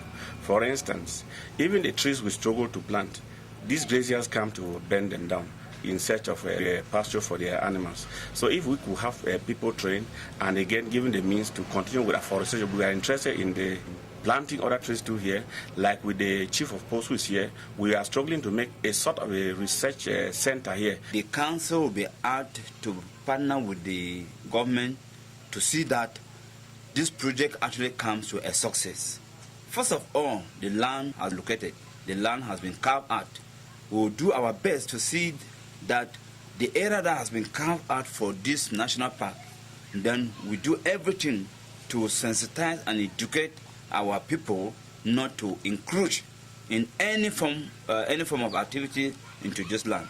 The signing of a draft memorandum between the Forest Ministry and local councils of Messager and Fonfuka closed the session.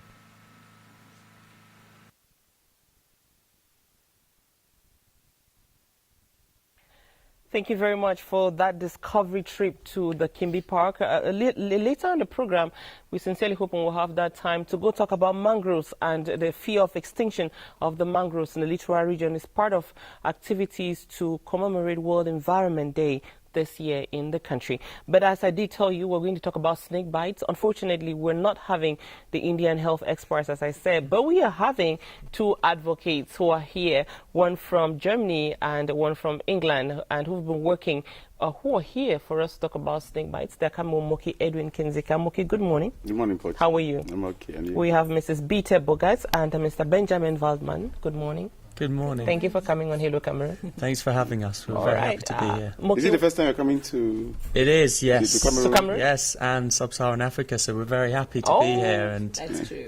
What was your first impression coming out of the plane? Oh, it was, we had a long queue. We waited a long time to get through the passport control. So we had some chance to look around and... but it was dark as well, so we saw a lot more the next day and saw the beautiful country. Did you know anything about Cameroon before coming? Football for me. Wow. We're coming from England, sure, no doubt about that. Can you give us 2 players, Cameroonian players? Roger Miller, Samuel Eto'o. Oh, the 2 top ones. Yeah, 2 top ones. Women like cooking. Have you eaten anything from Cameroon? Oh, I'm so happy with the food. I really like the chicken. Okay. And for every meal, I take the plantains because we don't have them in Germany or in the Netherlands. So I really enjoy your food, definitely. We're happy to know you're enjoying Cameroon, but you're also here on advocacy, on an advocacy trip. Unfortunately, they talk about snake bites, a topic that we normally neglect, but apparently it's a serious problem because the World Health Organization says 100,000 people die from snake bites every year. Now, what is the magnitude of the problem? How many of those snakes are poisonous and kill? Let's start with you, Mr. Yeah, Adman. I mean, So it's complicated in terms of the recording, particularly around the world and in the tropical regions, is not done appropriately. So the magnitude may not actually really be known in its entirety, but estimations are as far as 120,000 people dying every year, and as many as 400,000 people who are left disabled and in destitution following a snake bite and not given the access to healthcare treatments, and therefore these individuals as well and their families are greatly affected by snakebite. Let's narrow it down to Africa and then to Cameroon. No. You have it in tropical and subtropical regions. So you also have it in India, for example, Costa Rica, South America. So it's all over the world. I'm trying to have an idea about, because in Cameroon, growing up, we see snakes. I mean, I've seen snakes a number of times. And occasionally you will hear that this snake is poisonous, this one is not. Give us what worries you most. I mean, what brings you to Cameroon about snake poisoning? What is the issue on your mind that you want to correct? Well, I mean, first of all, we came here to meet with the Cameroon Society of Epidemiology, who are already doing some fantastic work here. So we really came to learn of the work that they're doing and to find areas of mutual cooperation for the future. Our work is mainly on two areas. So we're working globally as Secretariat with the Global Snakebite Initiative, as well as locally we are going to be working with civil society organisations in East Africa, in Kenya, Uganda and Zambia, and helping them and training them so that they can record and analyse snakebite data better, and then help to use that as advocacy to make sure that the governments do more and allocate more resources to snakebite. So for us here, the Cameroon Society of Epidemiology are already doing some fantastic work, and we want to as well learn from them and work with them hopefully more in the future in Cameroon. I see Beta nodding to what you're saying. You want to add something? Yeah, because yesterday we learned from Dr. Amon Nekwashu that Cameroon is the only country who started recording snakebite or snake bites, and that is very, very important because the issue is so much underestimated. We don't really know how many people are affected because many of them don't make it to the hospitals to be counted. So it's really a good start here in Cameroon that you get the numbers of the people who are affected, because you need those numbers to advocate with politicians and at the World Health Organizations as well. Let's get it, but who are those affected most? Are they women, men or children? Because in Africa, in Cameroon, most of the time the women and children go to the farms where the snakes are found. I think that, yeah, you're right. I think children and women are particularly affected by this issue. And if we take a profile, really what we're looking at is also rural communities further away from the big urban areas, which are really greatly affected. And therefore, that's why it's so important that our messages are reached to all different audiences, and all different audiences play a part in educating and supporting around snakebite. You're talking about advocacy to pass the message on to decision makers and to NGOs. What type of message should they be passing? Because people want to be treated here, they don't want to be passing messages. Sure, I mean, I think that the healthcare authorities and the government, as recording is better, they will know more how serious the issue is, and I think that that's a key aspect there. And also, representing the voice to the voiceless, in rural communities and individuals who are affected by this, maybe away from the government's eye a bit more. So the support of communities as well to understand that voice and also work together to come together in a clear voice so that the government knows that this is a very important issue. Perhaps one of that. Yeah, and you also you need recognition to get funding. So as you say, we need funding on a global scale to get treatment as well. So that's what we are advocating for. We need the numbers to tell people that this is an important issue and to get the funding for treatment for antivenoms. I have a question which is you might find it banal. What are all snakes poisonous and dangerous? Maybe I'll start with you, Beta. Yeah, no, not all snakes are poisonous. So, do you remember the numbers we learned yesterday? I believe there's over 100 different snakes, and only a few of those are poisonous. And this is not specific statistics or facts I'm giving you. No, anyhow, the statistics you're talking of, I have some of them here. There are 150 types of snakes here in Cameroon. 150, and then 32 have poisonous venom. Yeah. This is Professor Mbacham in Kokbo research they did. Now, you are talking about treatment, advocacy for treatment. In our villages, we are growing up as young people. When a snake bites you, those old women will just suck the blood and so on. Is it not already some sort of treatment at that level? How effective and efficient? Yeah, so there are some antivenoms out there, but there's a great shortage. And so this is some of the work that we are doing with and working with the WHO, is to make sure that the WHO certifies antivenoms and that they are safe, effective and cost-effective as well, so that they can be bought in communities. But there is not enough antivenoms at the moment, and so this is a very big problem. And I think the complexity with snakebite is that if you're bitten by a venomous snakebite, there is a specific antivenom which you would need to be treated with, and there's not one antivenom which works for all different snakes. So there is a complexity here, and it's important this is communicated very clearly, so that we can get the right treatment to. Are you encouraging working with those traditional practitioners in the rural areas who know they use a particular type of antivenom to treat almost all type of snake bites? And if you consider the case of African countries, where only 80% of the people go for treatment in traditional areas, then they should be playing an important role. For sure, and I think this is a key aspect here, and something we've learnt a lot about with the Cameroon Society of Epidemiology, and the importance of dialogue and speaking with traditional healers. So I think it's very important to understand their message and what they're telling people in communities, but also to communicate with them and try to show them that it's very important that if someone is bitten by a venomous snake bite, that they are going to the health facilities as soon as possible. So yeah. Is communication around what you are doing a very important aspect of your task here?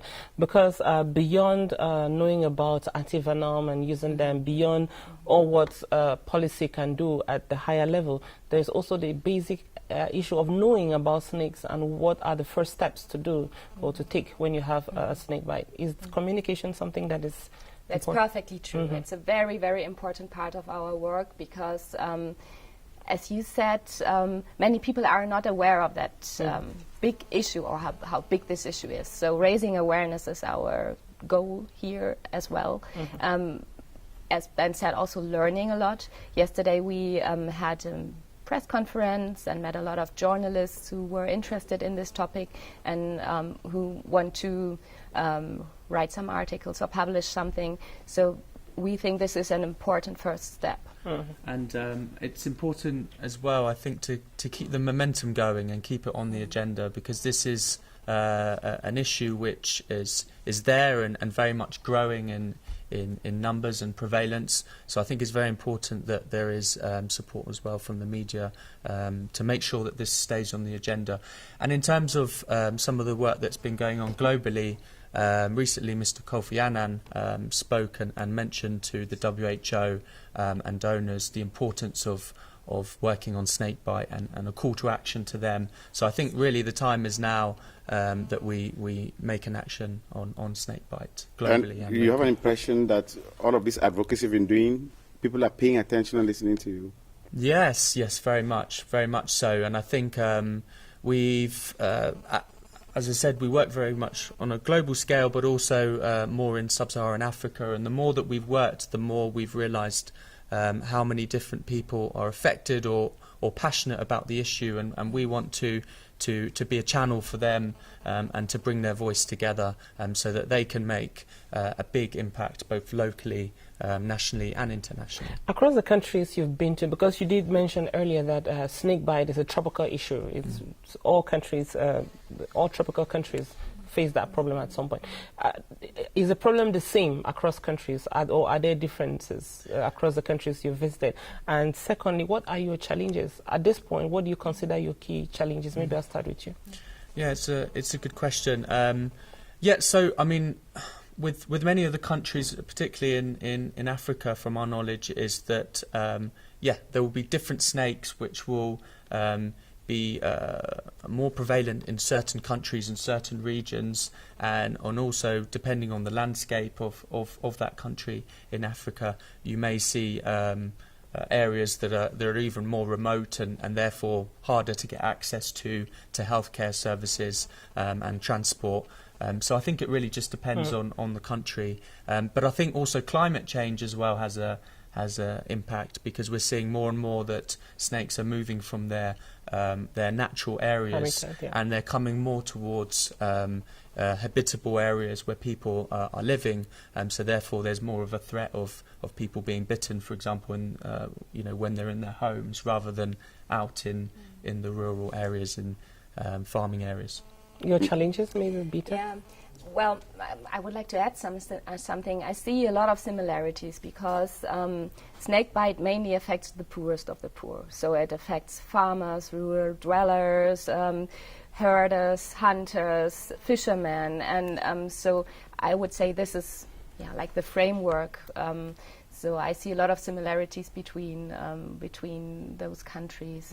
And at this point, is your job going on well, or do you have some difficulties? No, actually, I mean, we are really happy to be here. We see it as a major part of starting our work on snakebite, to be here to learn from Case and to learn, from the experiences Dr. Amon Nekwasho already had. So actually, I feel very good about our trip here, and I think it will really enrich our work. Health Action International works globally, and this snake project is just part of it.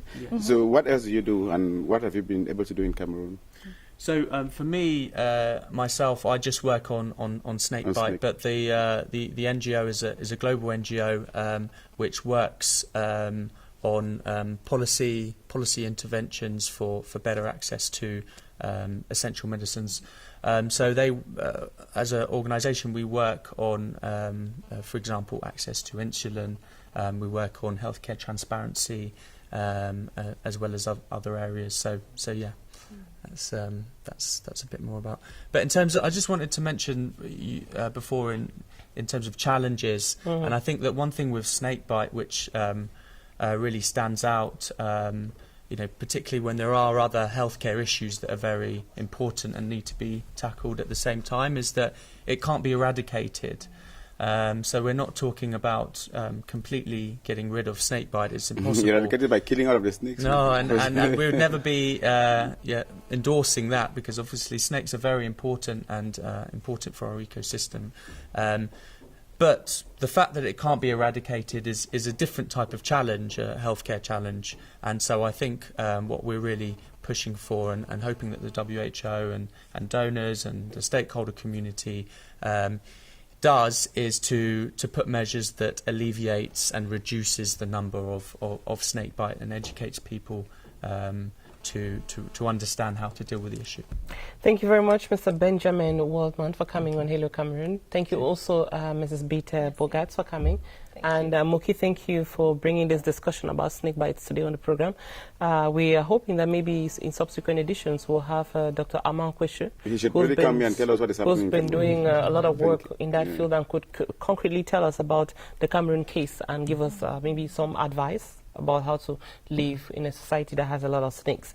Thank you, those for coming, and please enjoy Cameroon. Cameroon is a country of many colors, a lot of things, so get your full share of it before you go back. Thank you very much. Now let's take, it's 8 o'clock here in the studio, almost like 2 minutes to 8. We'll take a short transition and then we'll be in the newsroom.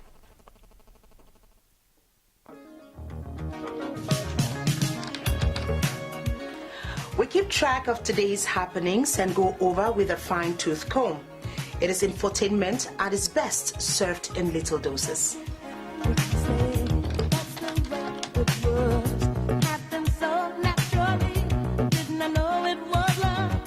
It is not only about information and entertainment, it is also about what matters the most to you, your family, your society, and how we see it.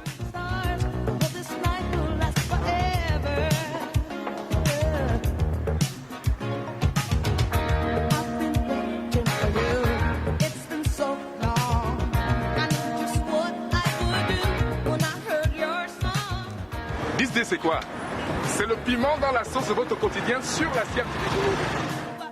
This day is your day and our day. This day sur la CRTV, c'est de lundi à jeudi, de 18h30 à 19h30. Attention, prenez le rendez-vous.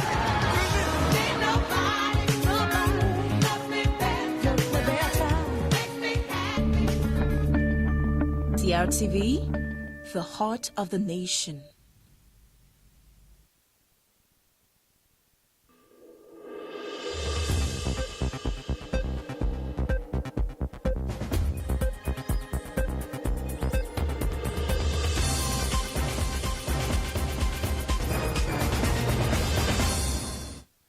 Madame, Monsieur, bonjour. Nous sommes le jeudi 8 juin 2017 et c'est le 8h sur la CRTV.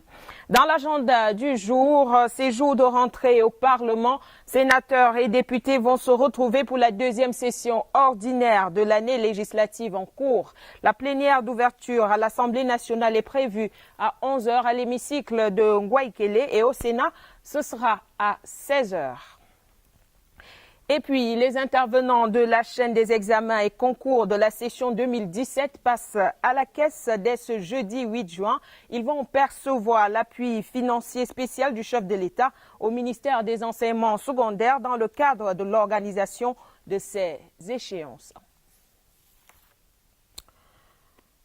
Des magistrats promus, d'autres appelés à faire valoir leur droit à la retraite, certains mutés et d'autres intégrés dans le corps de la magistrature. Le chef de l'État, Paul Biya, a signé hier d'importants décrets à l'issue du Conseil supérieur de la magistrature qu'il a présidé au Palais de l'Unité. Le compte rendu de cette session avec Yves-Marc Medzo.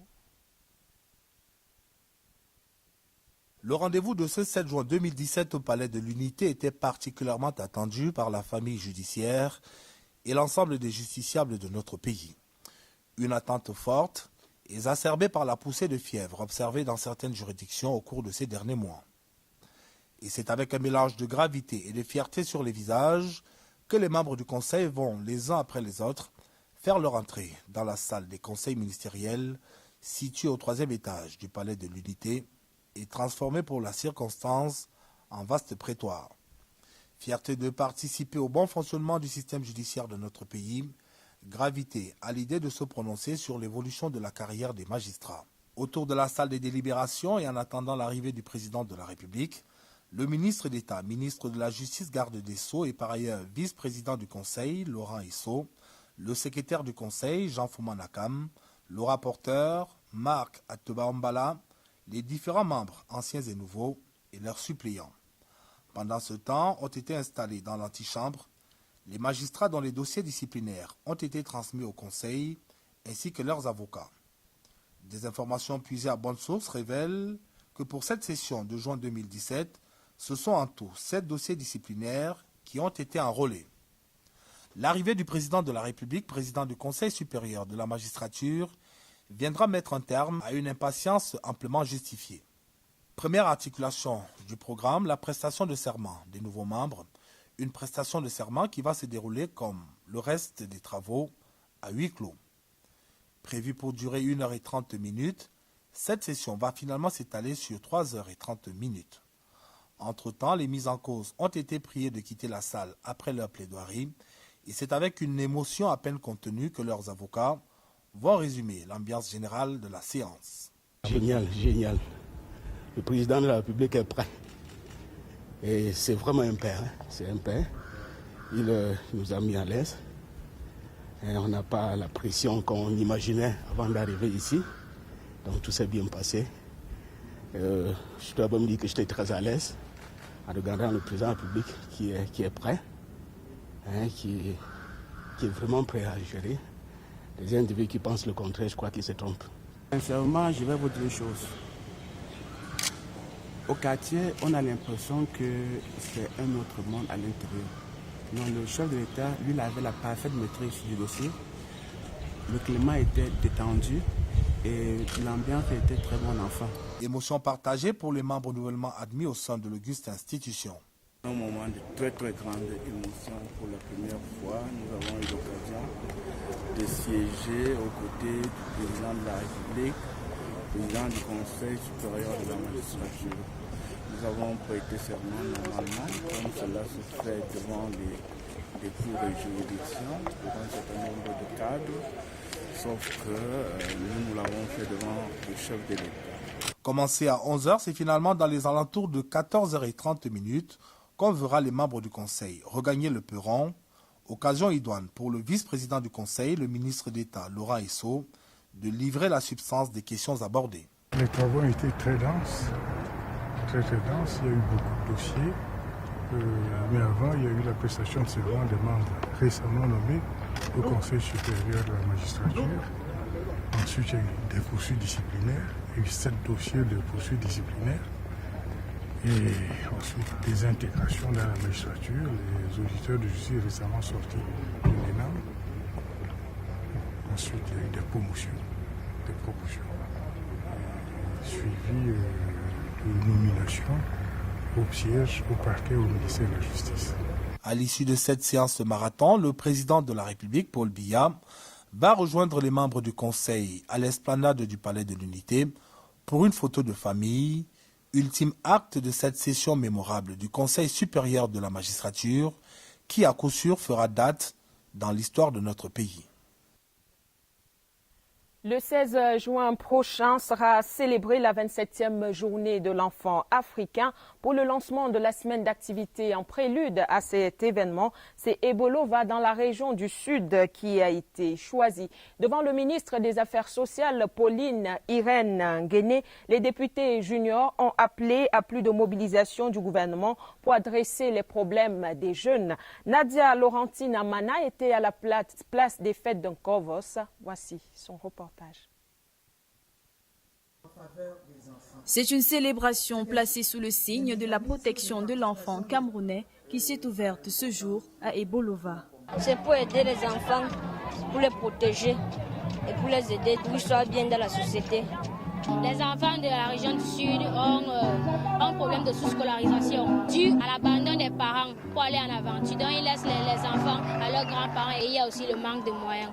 Rendue à la 27e édition, la journée de l'enfant africain vise cette année à mobiliser la communauté nationale autour des préoccupations des enfants. Il y a tout un arsenal juridique qui a été mis en place. Il y a des actions concrètes aussi qui sont menées au niveau de l'accès à l'éducation, l'accès à la santé, l'accès aux soins de base. Des chants et danses ont agrémenté cette cérémonie, des actions sociales aussi, comme cette remise des moustiquaires imprégnés aux centres sociaux de la ville. Le point culminant des festivités ici, le sketch présenté par ces enfants le temps d'un jour, membres du gouvernement.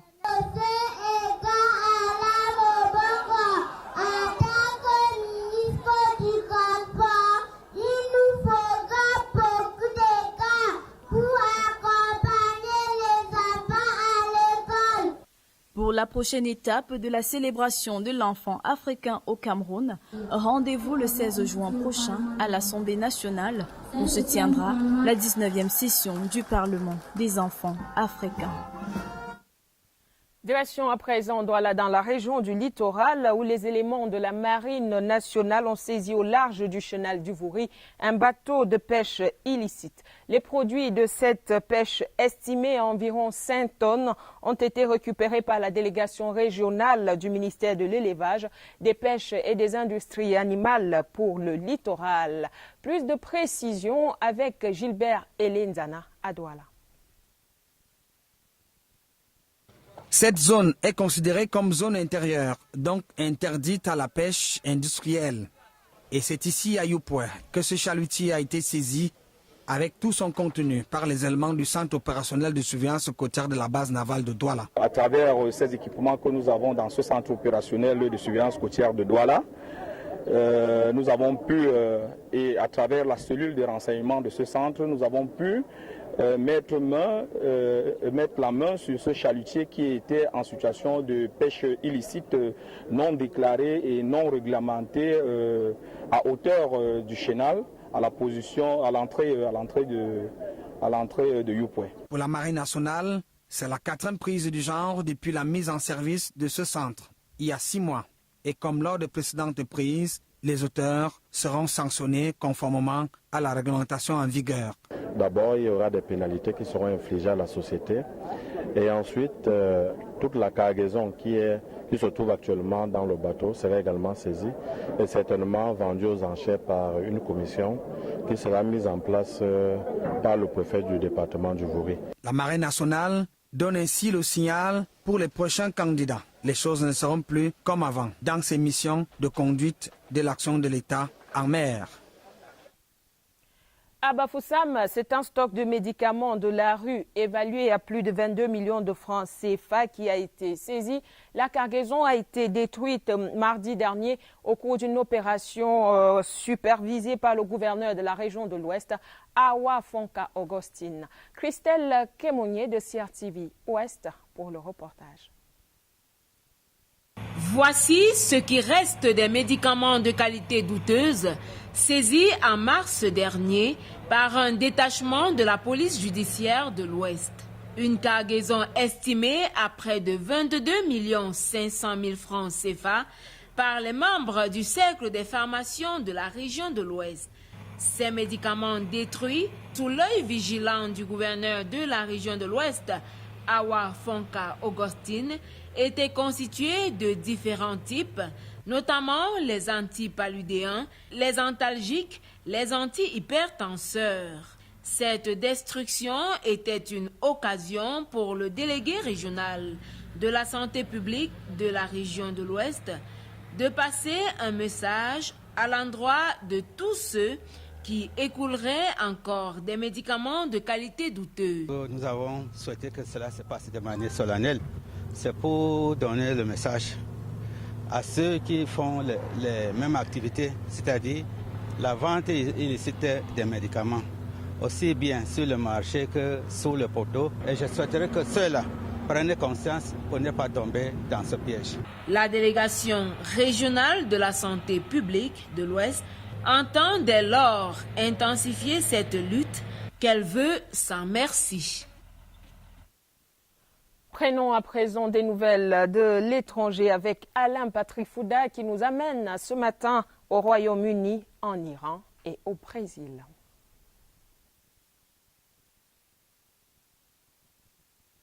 À la veille des législatives anticipées au Royaume-Uni, la question sécuritaire est au cœur des débats. Theresa May, critiquée après l'attentat de Londres, tente de jouer la carte de la fermeté. Elle dit vouloir augmenter la durée de détention et faciliter l'expulsion des suspects de terrorisme. Une promesse qui pourrait avoir du mal à convaincre au regard de la remontée de l'opposition travailliste dans les sondages. Le parti de Jeremy Corbyn est actuellement représenté par 229 députés et selon un dernier sondage, il pourrait passer à 268, faisant perdre aux conservateurs de Theresa May leur majorité absolue. Direction l'Iran où 2 attaques terroristes font une douzaine de morts et une quarantaine de blessés mercredi 7 juin. Comme à leur habitude, les djihadistes ont choisi des lieux symboliques.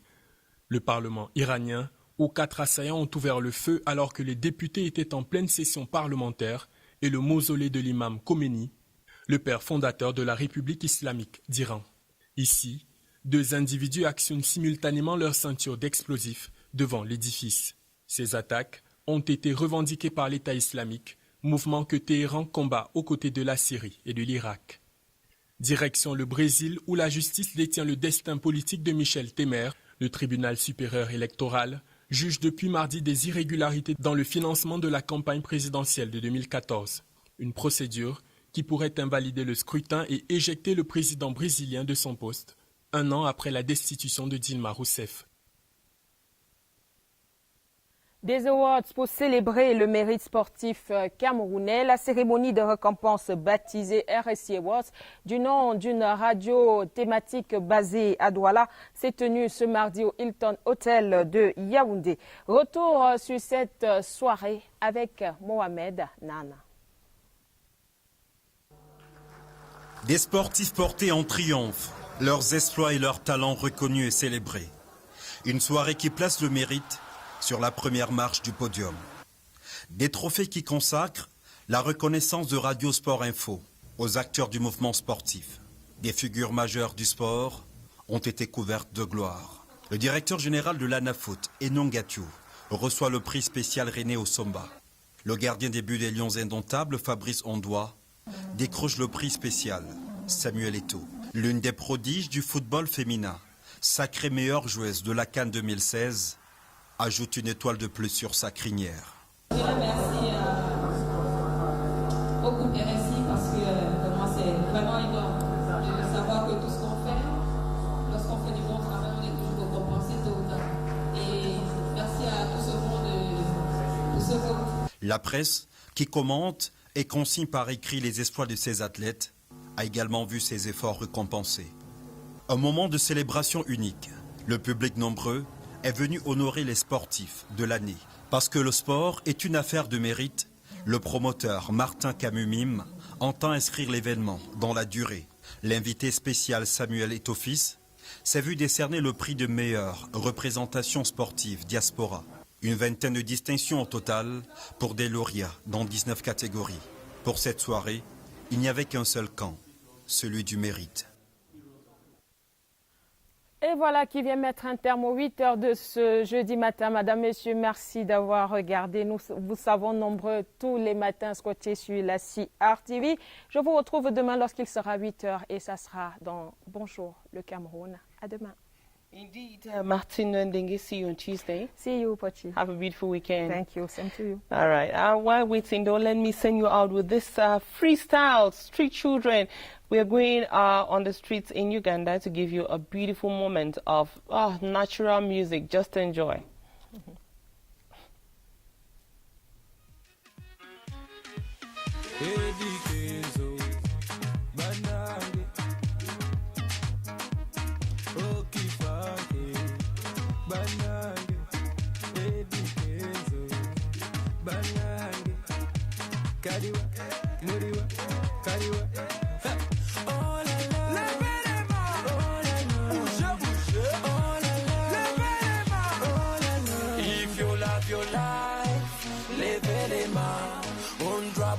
Bouger, levez les mains.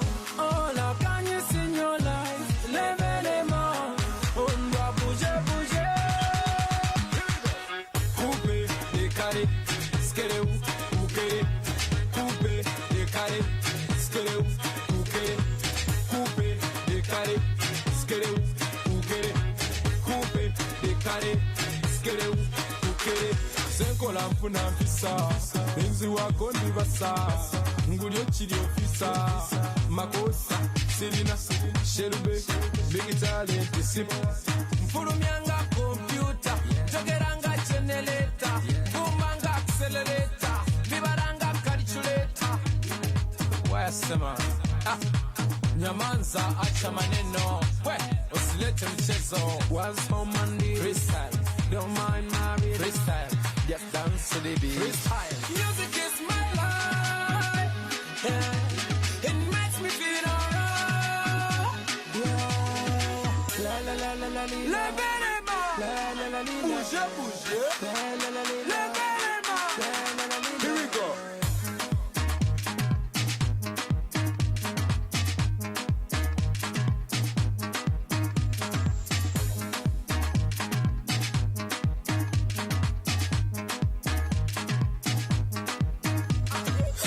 Danse China, China, danse China, China, coupe, décalé, skeleu, coupe, coupe, décalé, skeleu, coupe, coupe, décalé, skeleu, coupe, coupe, décalé. carry, skittle, ukere.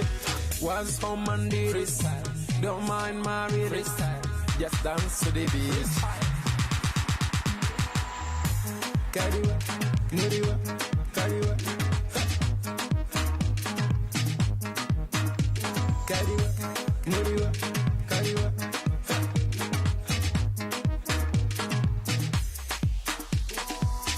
Sweat and get to it.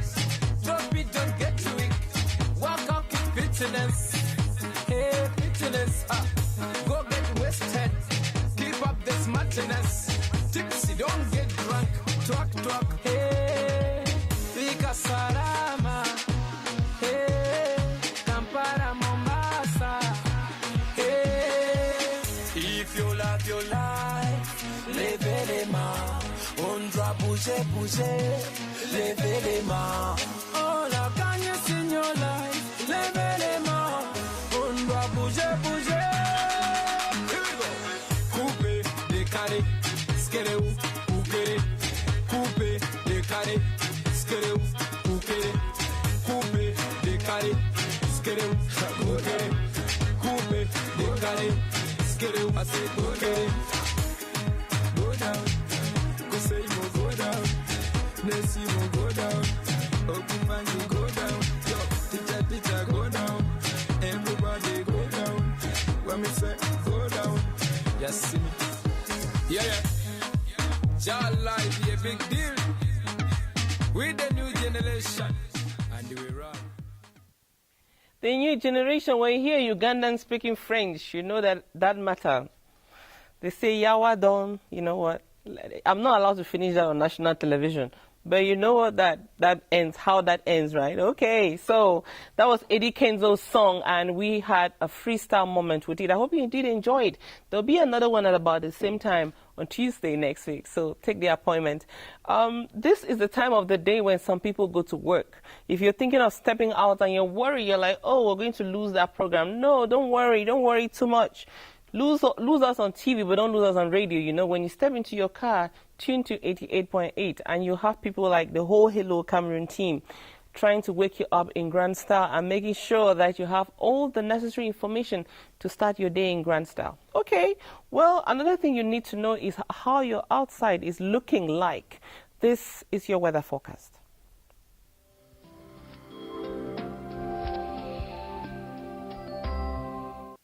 Hello Cameroon, your weather today will be very, very high with 32 of high temperature, 22 minimal, 29 medium in the Yaoundé Central region Thursday, this 8/6/2017.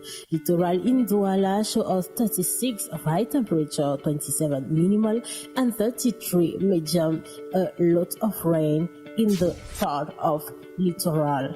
Let us go down to the southwest in Boya. We will have 33 of high temperature, 23 minimal and 13 medium, a lot of thunderstorm in the sky, and we will have a rain. West region in Bafoussam will show us a shine weather with 30 of high temperature, 18 minimal and 27 medium, a lot of rain in the sky and thunderstorm. In the far north region in Mara, we will have 41 of high temperature, very hot, 28 minimal and 39 medium. The sky will be very clearly with a lovely sun in the sky. In the north region, Gerwa, we will have 36 of high temperature, a little bit down, 24 minimal and 33 medium. South in Ebolova, we will have 31 degree of high temperature, very shining, 21 minimal and 29 medium, a lot of rain and thunderstorm in the sky. In the northwest region in Baminda, we will have 27 of high temperature, very, very small, 17 of minimal and 24 of medium, a lot of rain and thunderstorm in the sky. In the east region, Betwa, we will have also a shining weather with 31 of high temperature, 21 minimal and 29 medium, a risk of rain up to 100%. Adamawa in Gaoundere show us also a shining weather with 13 of high temperature, 18 minimal and 27 medium, a lot of rain in the sky. The sun will rise at 6:00 a.m. and will line at 6:23 p.m. Stay tuned on the CRTV channel.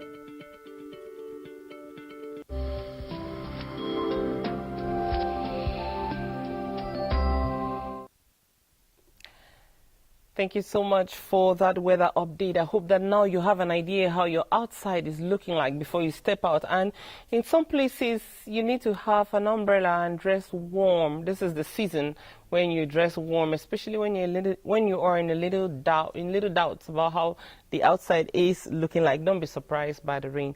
Now let's talk jobs. If you're young and searching, and you're thinking of what kind of job could be appealing to you, Bill Titi, the man with the hat, is right here. Oh, no doubt about it. He's right here to give you some of the jobs that have reached opportunities that have reached his table. I'll get my way through today. It's one of those mornings where things keep sticking in your mouth. Don't worry. Bill Titi, good morning. Good morning, Pochi. How are you? I'm great, thanks. Welcome. Thank you very much. What brings you? Jobs bring me bananas, also bring me. Myra brings me, but I'm surprised she's not here. She heard of your coming and she She moved. knew I was very hot today. So, oh, Myra, Bill's speaking for you today. Don't worry, Myra is not feeling very well. Yeah, I understand. Some days like that, we have those issues. I understand. But we're sending you hugs, big hugs. And warm hugs, of course. That's not from you. No, a warm one from me. Warm one from me. That's me. So, Titi, yes. What brought you here? Jobs brought me, Pochi. As you know, you can ask that and that again and again. So we are starting with this one from this. Why are you asking? I thought there should be something that will bring me here. I thought, because the way you speak is like it's Mara who brought you here. So. Anyways, she can jobs, bring me here. Give us. Anyways, I came with jobs today. This microfinance Advanced Cameroon is looking for workers to work with its customer service department in some major towns in Cameroon: Douala, Yaoundé, Bafoussam, Bamenda, Ngaoundéré, Garoua, and Maroa. Those towns where they need workers to work with their customer service department. Here they say you must have a first degree in either banking and finance, accounting, management, marketing, or any other related field.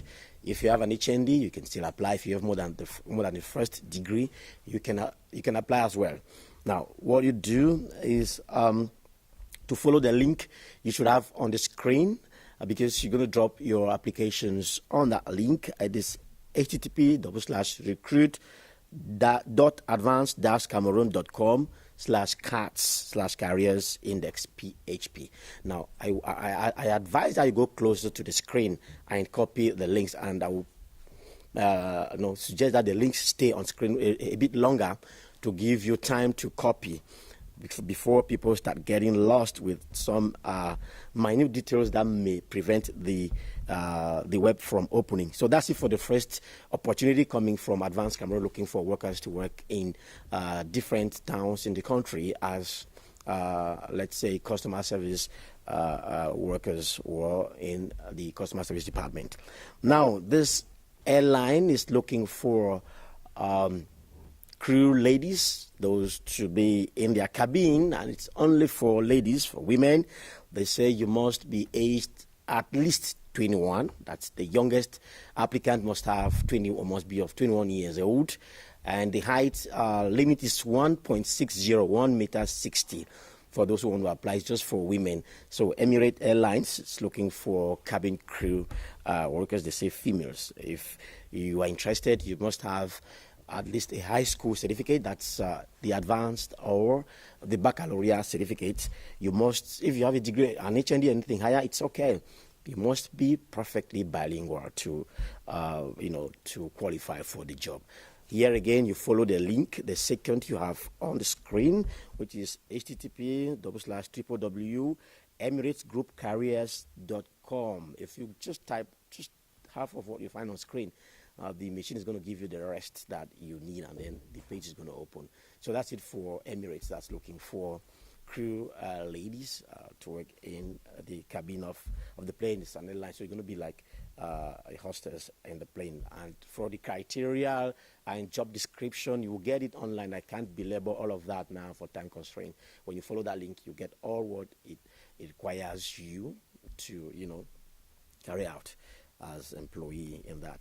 Now, let's get to this company that's needing workers in different disciplines or in different positions. They say they're looking for a survey engineer, a survey technician, a water well drilling machine operator, an works foreman, computer technician, head of the security department, an environmentalist, an engineer, a mechanic or mechanics, because you're going to work this machine mechanic, hydraulic mechanic, and all the like. So if you're a mechanic and you want to apply, you can apply that. They have various vacancies for mechanics there.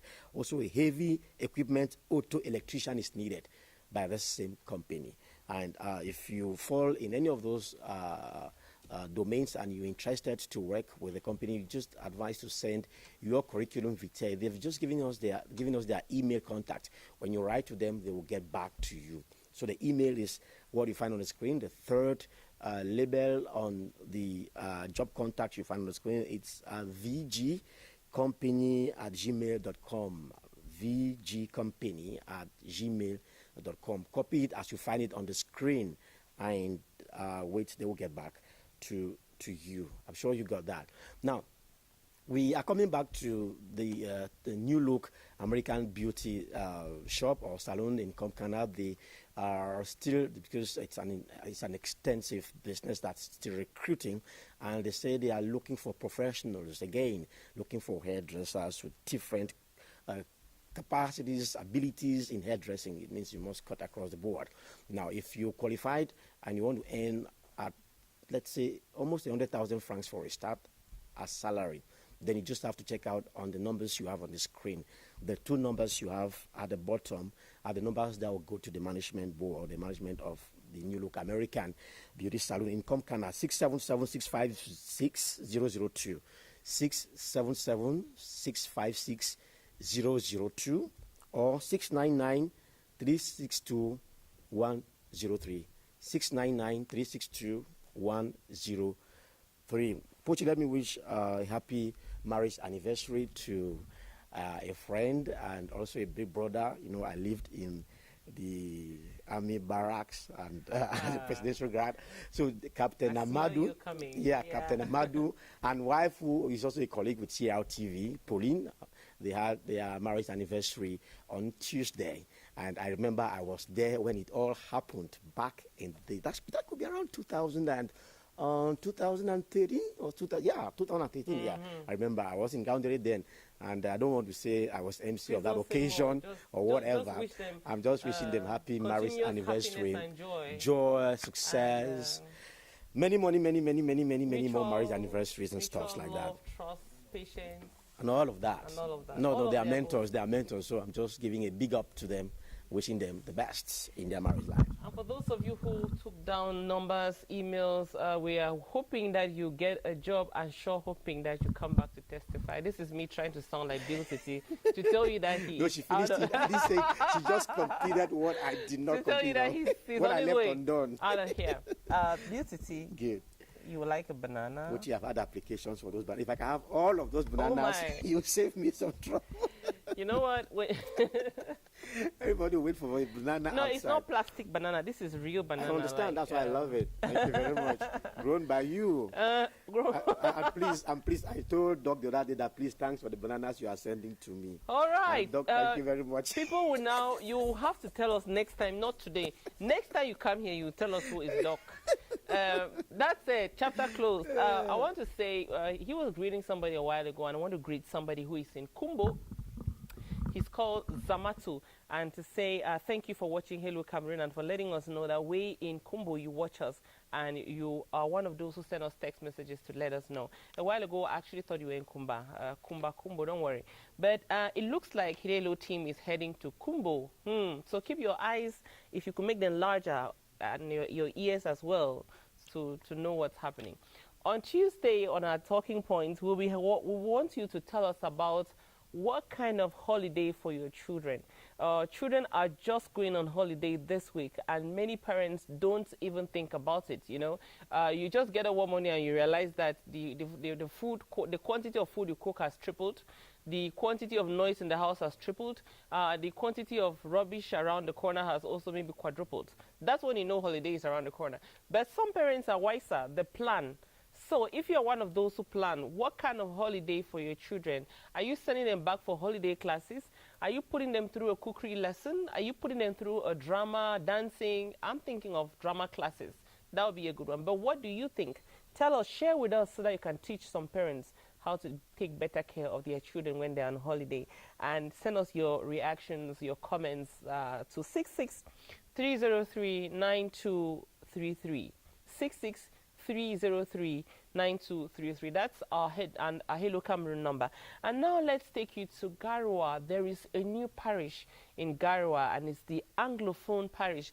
It's our colleague who is about to give you this report says this parish is coming after almost a decade of negotiation and dialogue. And now the English-speaking persons or people who are interested in the English-speaking culture and church way of church now have a parish called the Divine Mercy Anglophone Parish of Garoua. Bruno Ndonui Funi gives us more about the new parish.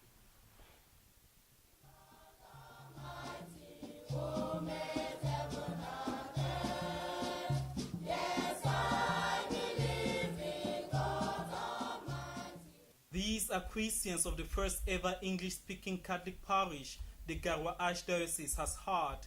English-speaking Catholic Cameroonians and the Nigerian community based in Garoua have made it their shrine for worship, a wish granted in 2017, which took the community decades of negotiations and dialogue. They now have the Divine Mercy Anglophone Parish, which some say are happy they lived to see. I feel very, very satisfied.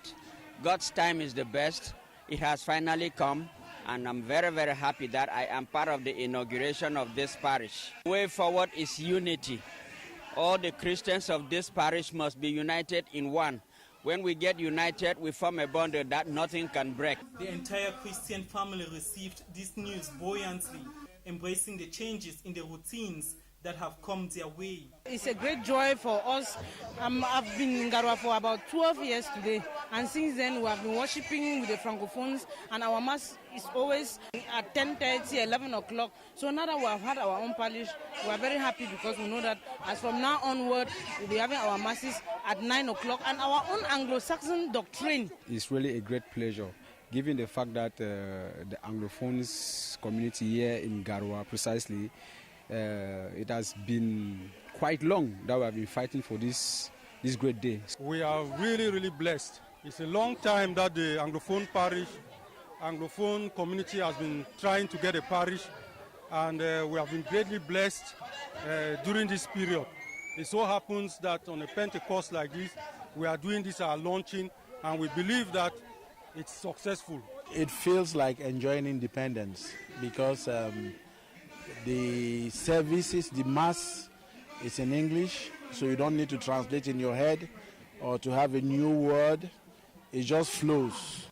The Catholic women say they have a vital role to play in the growth of the young Garoua Divine Mercy Anglophone Parish. We, the ladies of the Divine Mercy Parish, we are beside our husband to push them to the top, because we know women have a special place in the heart of God.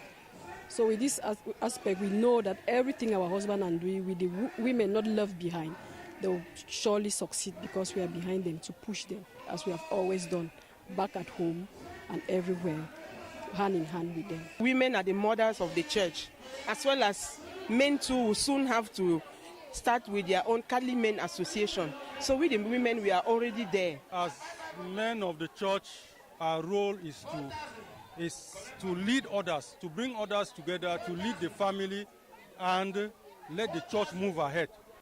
Knowing the task of autonomy is pricey, a committee was set to raise funds so that construction works can begin in order to raise a befitting edifice for worship. This fundraising is to buy a land and to build our own parish. So this is just the first step towards our dream. I'm so glad about it. So hoping that in a short time to come we'll be in our own parish. The Archbishop Emeritus Antoine Talu, who walked the path to the achievement with the Christians, gave his full support. Even though the parameters we had before for this parish are not met, well, I think something will be done. That's my wish.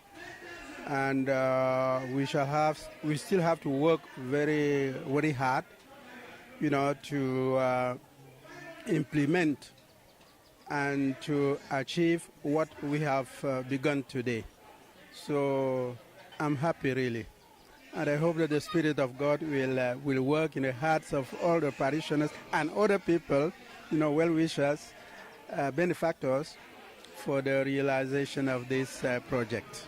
A buffet not only to raise funds, but also to celebrate the first ever English-speaking parish in the North region, the Divine Mercy Anglophone Parish, kept the Christians communing and brainstorming on the way forward of the new parish as it is granted with a multitude of challenges. Thank you very much, Bruno Ndunwi Funwi, for telling us about that new parish which is on the way in Garwa, and money is being raised to actually erect the walls of the parish. Great strides there. We wish you a lot of success, and I wish you a lot of CFA as well.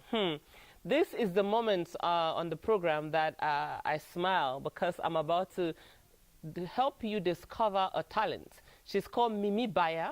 She lives in the UK where she's studying, but she's right here in the studio with me, so we'll discover who is Mimi Baya. Maybe we'll start with her song, so you have an idea where we're coming from. Please, this is just an eye shot and an earful of what Mimi Baya does.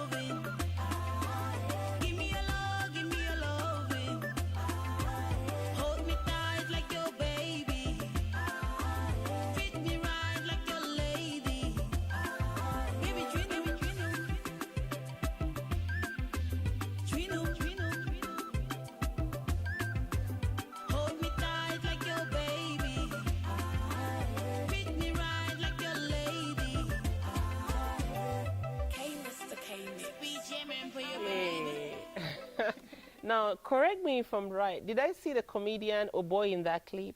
No. I didn't. No, you I didn't see well, right? Yeah, you didn't see well. Okay. There is something behind that question. Don't worry. It's only for Mimi and myself. So, Mimi, tell me about your singing. Beautiful song, though. Thank you. What's that song about? It's about relationships, and you just got to ask what you want. Mm-hmm. Yeah, I want to be treated well. I want to be loved. Every woman wants. I mean, Of I course. want to be treated well too. Of course. We were watching Adele Dikana, the actress, a while ago, who said, I want the man who treats me well. I mean, that's fair enough. Yeah. No hiding that. But So- it looks like it's always all on TV. I said so too. Yeah. No, it's not always on TV. It's true that we feel like it's always on TV because on TV it's glossier. If I Yeah. can permit myself that word. It's more colorful, a lot of flowers. But in real life, it comes with a little bit of jostling. You know when you're in the plane and they announce turbulence, that love comes some turbulence. So yeah, thank you for putting it in music though. Tell me about yourself. Who is Mimi Baya? Mimi Baya is a young, let's say, very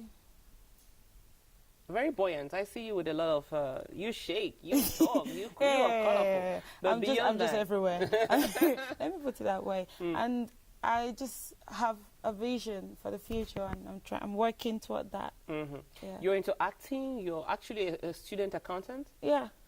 Yeah, and I'm wondering, where do you bring all of that together? Your music, your student accounting activities, and your acting. While studying, I Mhm. do music during the holidays. Like now I'm on holiday, so I'm Mm. here. Okay. So all my holidays, I'm always back home to ginger the swagger in it. Yeah. Uh-huh. Ginger, tell the me about swagger in it. it. All right. Yeah. So we are okay to hope that by the end of the holiday you'll be producing something. Of course, Mm. I'm cooking something interesting. Not food, just cooking. No. We saw the first dish, so we Yeah. know the kind of cooking you do. Of course. So how are you enjoying your stay? You study in the UK, but you're Yes. here on holiday. How are you enjoying your stay here? It's been good so far. I miss the food. You do? Which of food do you course. miss? Our own here? No. I missed the food while I was in the UK. And, okay. Okay. This is the discipline master. But so now I was I'm like, here. Which food do you miss? But the now, UK food? but now I'm here and I'm So you're having catching up. a lot of it. So by Okay, the no, time I fine. get back, I I'll be need to like, put this back. So okay, it's all right. Yeah. Okay, so tell me about, we like this song, but this is just the first, right? What is your ambition going forward? Where are you taking this singing to?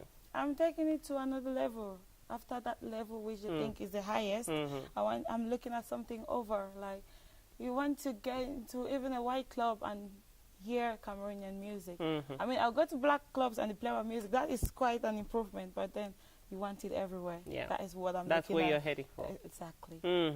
Okay, well, do you want to name for us and praise some persons? I heard you talk of Phil Bill in your sound there. Some persons whom you've met or work with who are... PGM Empire is actually my label, and they've been so helpful, supportive, financial-wise, supporting like moral. They're always there. So shout out to PGM Empire. Shout out to Oboy that comic who has been through this with me. It's been a lot. Exactly. And Seborizo, that's my manager. I mean, I'm such a headache to deal with. So I just make sure every morning I give him his paracetamol or something. So it can take him throughout the day because it's not easy managing a girl like me. No, I don't think it is. But nothing good comes easy. Yeah. So part of that paracetamol should be telling him that nothing good comes easy. Nothing good when you comes meet Diamond, you need to, it's not easy now. I know. Okay, talk. My job is talk. Forgive me. Mimi Baya, thank you for coming on Hello Cameroon. Thank you very much. It's been such a pleasure. Are you a fan of the environment? Yes. Yes, I am. Okay. And what are some of those things that you do to stay connected to the environment? Are you talking about music-wise or? Anyhow, like generally in life, do you eat a lot of natural things? Yes, like, of course. Yeah. I don't know. Yeah, it comes. Environment in the large sense of the I'm word. one of those people that always preach natural, especially like drinking natural fruit, blending your fruit and having the morning. You're looking at my basket. Do you wanna? Well, it's right in front of me now. So which one would you like? An orange, a banana, what? What appeals to you? A banana. A banana. Oh, hold this very close to you because my team can actually jump on you. They are banana freaks. So hold this very close and make sure nobody grabs it from you. Let me take you to Douala, where we're talking about the preservation of the mangroves in Douala. It's part of the activities to mark the World Environment Day this year. And you want to know more about the mangroves in Douala. Just stay with us.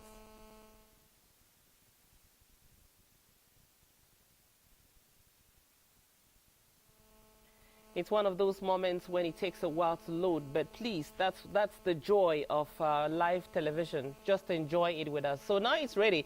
Let's go discover more about preserving the mangroves in Douala.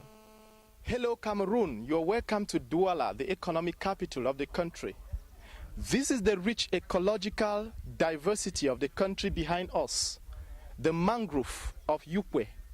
This mangrove offers a lot of resources to the population here, not only to the population but also to the marine environment, which is the fish and other resources that live in the marine environment. We are going to discover the threats that humans living in this environment are inhibiting or influencing the mangrove of Yupwe here in Douala.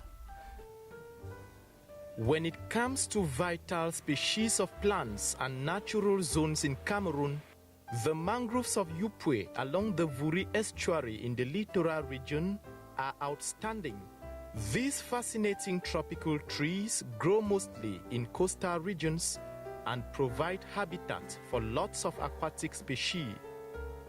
Their beautiful greenery and calm nature are a potential source of ecotourism for the country. Toutes les espèces aquatiques pendant. In marine environments, there are a whole colony of species which rely on mangroves for reproduction and survival. Mangroves also regulate the saltiness of the sea, serve as natural protection, especially dangerous water waves that may cause havoc.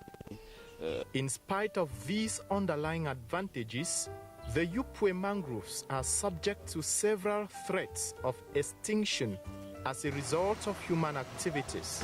Dans la ville de littoral, la première menace est d'abord. In the littoral region, the first threat is industrialization. They are destroyed for several reasons, like wood parks and petroleum extraction. It serves as wood and fuel. Most women who deal in the fish, locally known as mbunga, say mangrove wood, when used to smoke the fish, gives the fish its good taste and color. Furthermore, due to poverty, people construct here because the cost of construction is relatively low.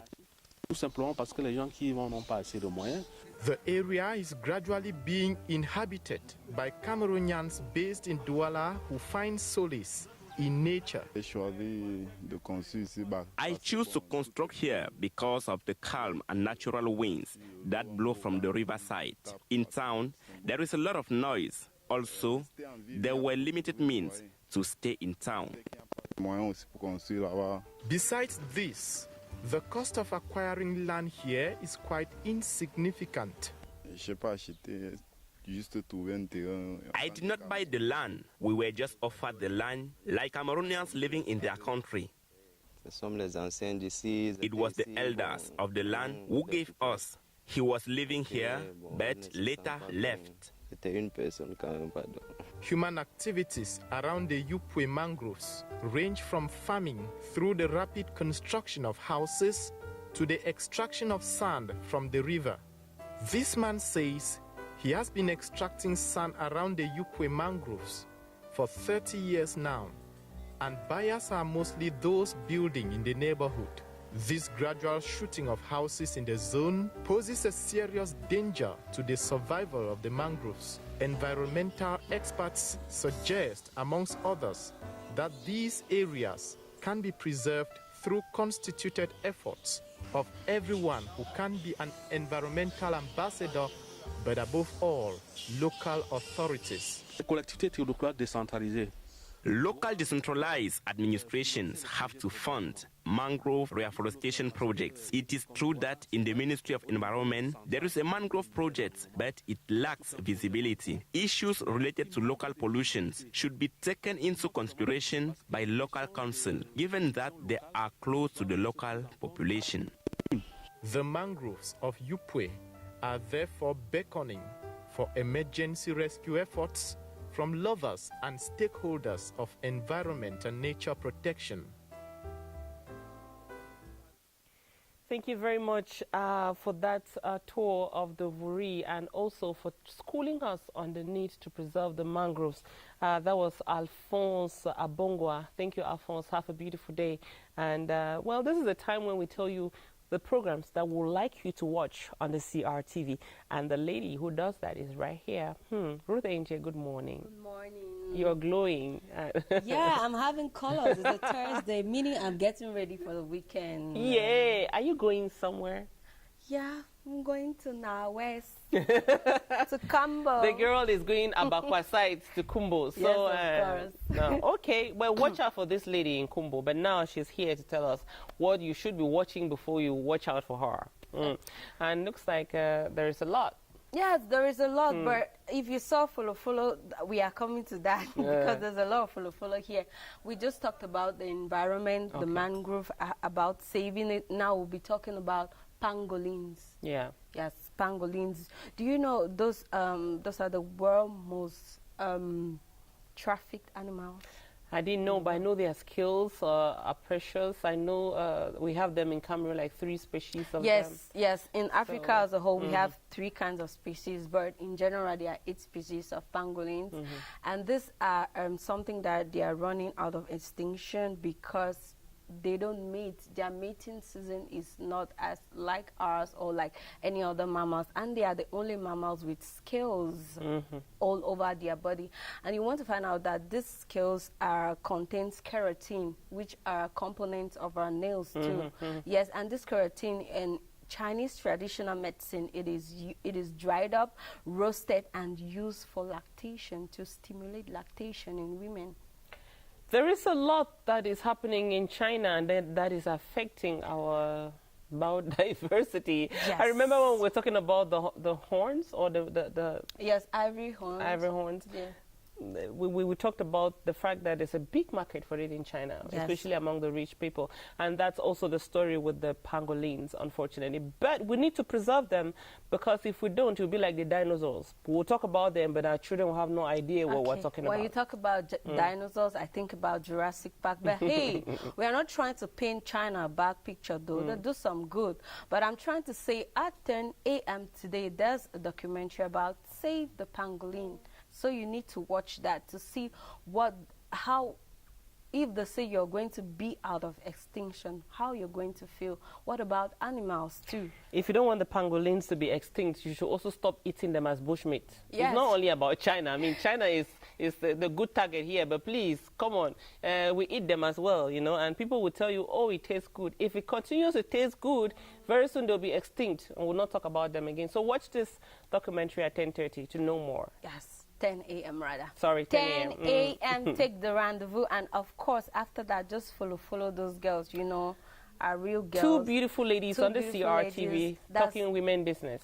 Women stuff, and you know we have a lot. We have a lot. Our book is as big as this. That's at 10 a.m. This 11 a.m. rather this morning, and then at 6:30 when you talk about hot news, infotainment served in little doses. You talk about trends, you talk about striking stories. That is this day on CRTV, and it's at 6:30 p.m. and then at 10:30 p.m. La crème de la crème. Before the sunrise, that is Cameroon mixed with Nigeria, all blended in one mortar and pounded. Like this, my mortar here. Yes, like what Kochi has on our table. And we are having people like Queen Taeyong, Olu Jacobs, Zach Oji, Lino Lovett in one movie. It's going to be the bomb. That's on Before the Sunrise, 10:30 p.m. this Thursday. That's your evening rendezvous. And then Friday, Le Royaume de Bafut. You want to find about the Bafut Fondom. That'll be a moment of culture like you can have only on CRTV, the in and the outs of the Bafut Fondom. And hey, people, Cameroon has a lot. We have a lot to offer culturally. We do. So you want to find out what is special about the Bafut Fondom. That's at 12:30 p.m. on Friday. And then 4 p.m. Sports Vision. You just watched the RS Awards. You saw Samuel too. Awesome moments there with a lot of color. And our fine guy, you know the fine guy I'm talking about, right? It's not Samuel too, but the other fine guy. Okay. Rude Angel, this is the time I send you out of here, though. Don't send me yet, because you'll be having weekend previews as well. And then at 8 p.m. you'll be having Baka Android. Baka Android. Oui. Those are two extremes. Yes, Baka Android. And when you hear Android, then Baka mix in one. It's something that's going to be the bomb. And then at 10 p.m. you're having La Gorge du Diable, the Devil's Throat, which is Coal Creek Manor in English. Sharon Stone, Denise Quaid. Have you ever wondered what will happen in your house? No, but that is some kind of close to a horror movie we want you to watch on the CRTV. Okay. That's where we say bye-bye today. All the Tok Tok team will meet you again on Tuesday at 6 a.m. We'll be telling you to wake up on the right foot. Yeah. For now, though, we are packing our things and we're heading Abakwa side towards Kumbo. Banda. Just stand at one of the toll gates. You might see us pass. Bye-bye. Have a beautiful day. Hello.